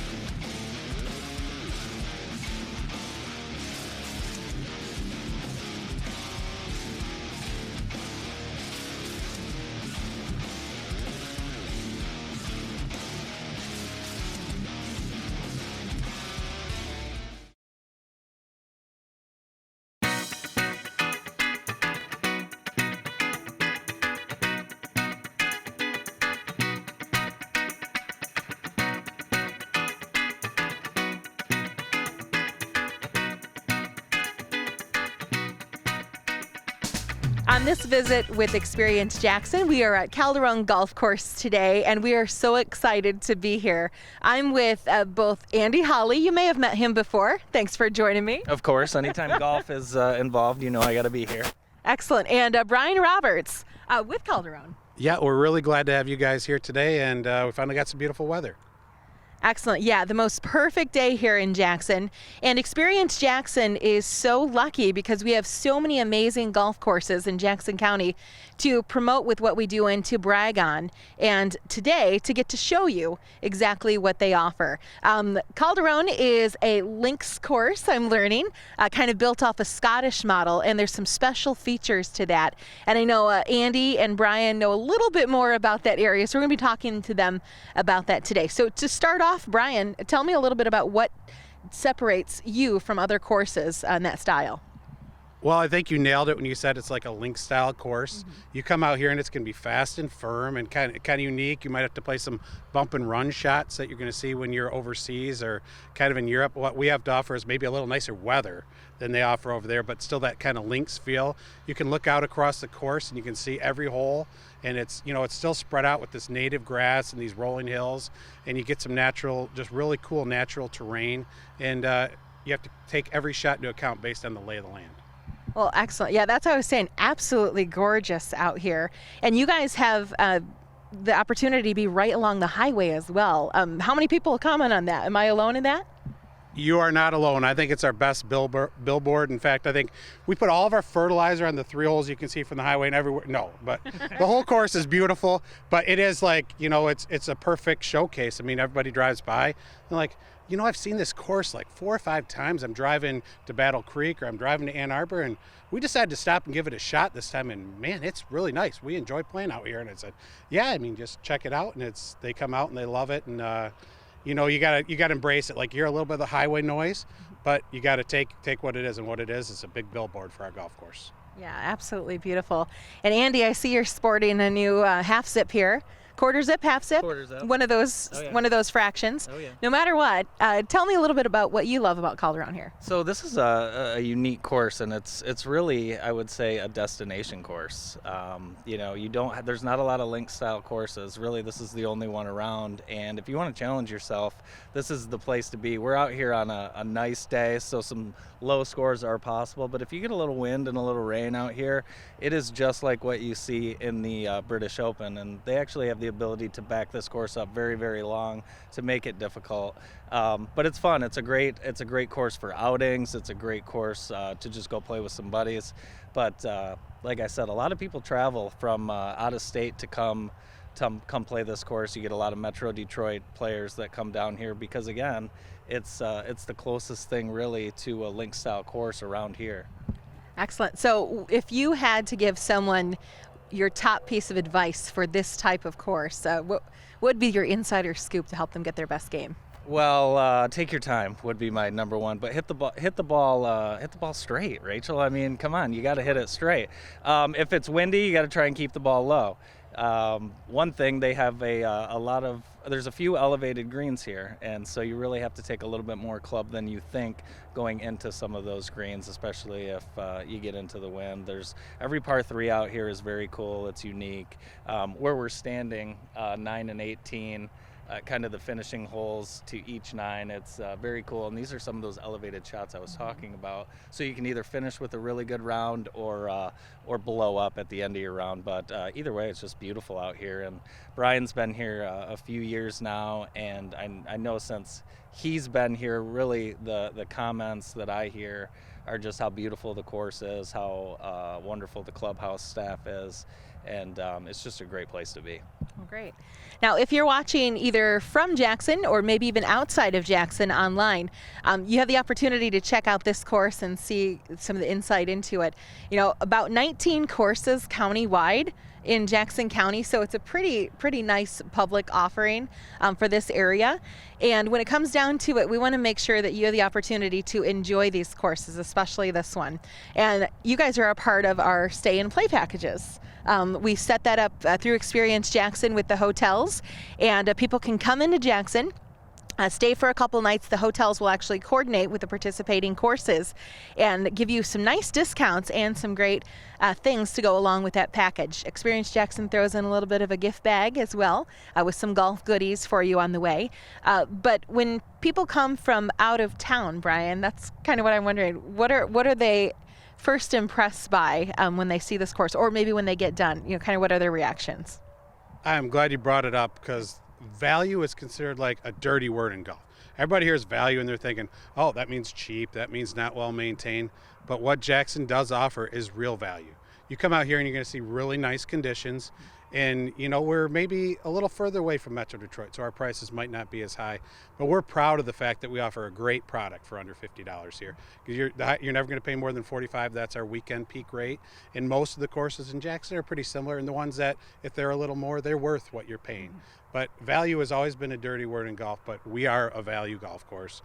And it's going to be in great shape. You're always going to come here and they're going to say, man, I wasn't expecting a place like this for $45. I was, you know, you guys could be charging 60 in Detroit or something like that. So that's the number one sticking point I get from golfers from out of town.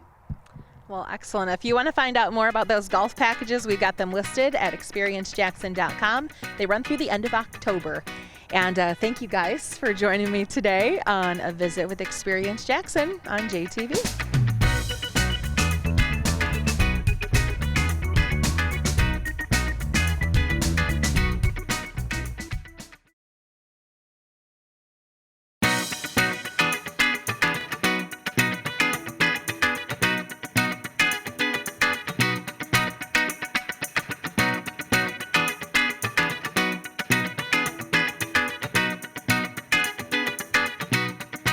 Today we're at Jack 60 on a visit with Experience Jackson, and from Experience Jackson I have Rachel Buchanan, and from Jack 60 General Manager Josh Solomon. And Josh, when I walk into this place, it brings back old childhood memories, but what you guys have done with the place wants me to make new memories here. It's awesome.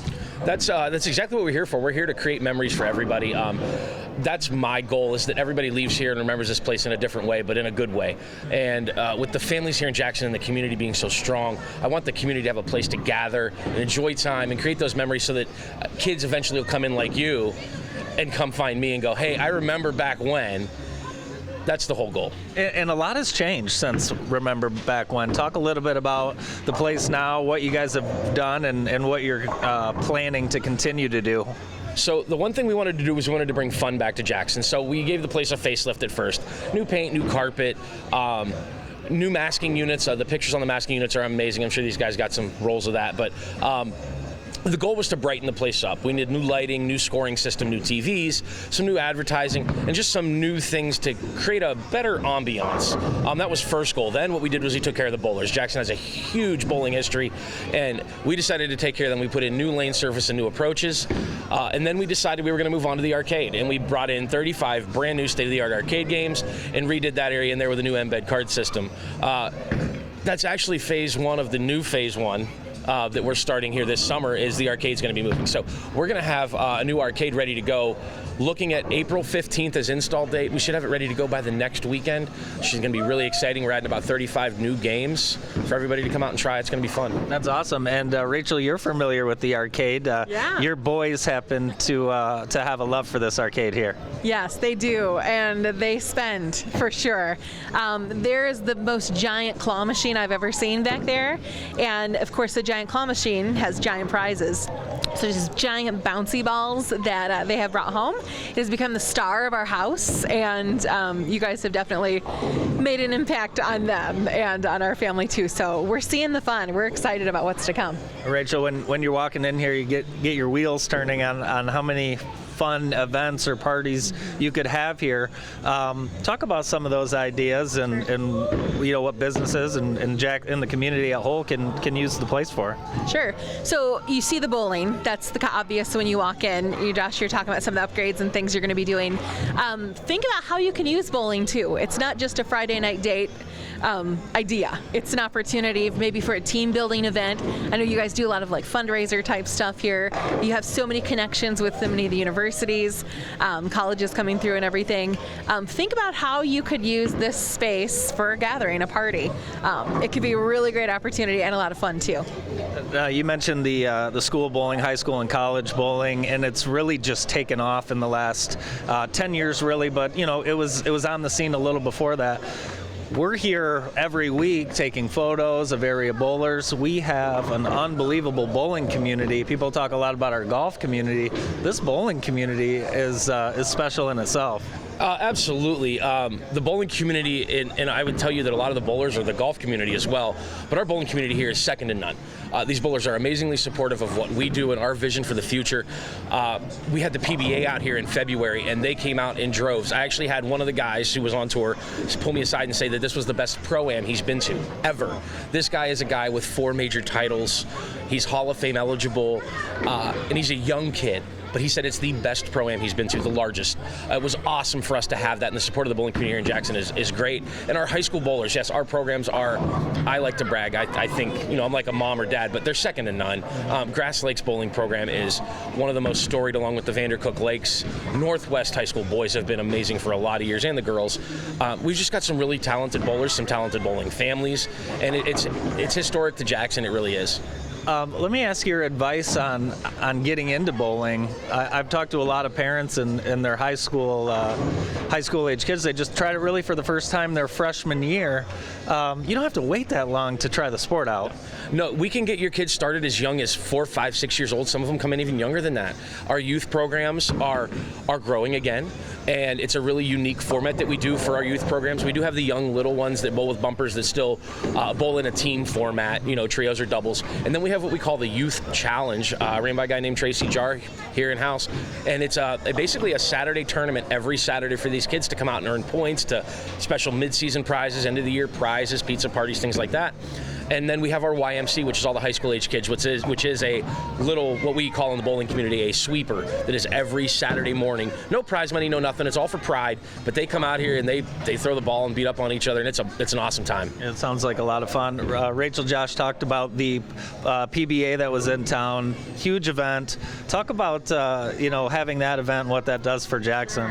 Well, I can tell you that the hotels were filled, and we love that because we want the impression, and we do have the impression that our city is becoming bigger and bigger, better and better, and the fact that the hotels are filling up with things like that is incredible. So it's an opportunity to think about, if you're coming into town, how you can utilize a space like this and, take advantage of it. It's pretty awesome. And it's a great place, in town too. You're thinking summer baseball, you got 5 hours in between a game. Come eat with the team, have a little off the field moment, and there's just so many things you can do. What's your favorite part about managing Jack 60? It's the people. There's a lot that goes into running a business, and especially one this large that's open and busy as it is during the winter months where everybody has nowhere else to go. And the community's been amazing just being out here and helping us get back. We all know that 2020 wasn't the greatest for a lot of businesses. We have rebounded. The bowling community has helped us in that respect, and the community of Jackson in general. I enjoy talking to people. My wife always tells me, she's like, I don't know that you love bowling as much as you love people. And I was like, I don't know. She's like, no, I really think you like the people better now. And I do. I love hearing the stories. I love meeting new friends. I love making new memories with new people in here. And it's fun for me every time I get to do something like this to let everybody know what we're doing so I can get those new faces in here and get to know them. Yeah, it's very cool. What would you tell people who haven't been here in, say, 10, 20 years? They've driven by, they know you're here, they know there's been changes. What are they going to see that's different? So bowling is different. Obviously, the aesthetics have changed, but the scoring systems and the lanes have come a long way as far as technology goes.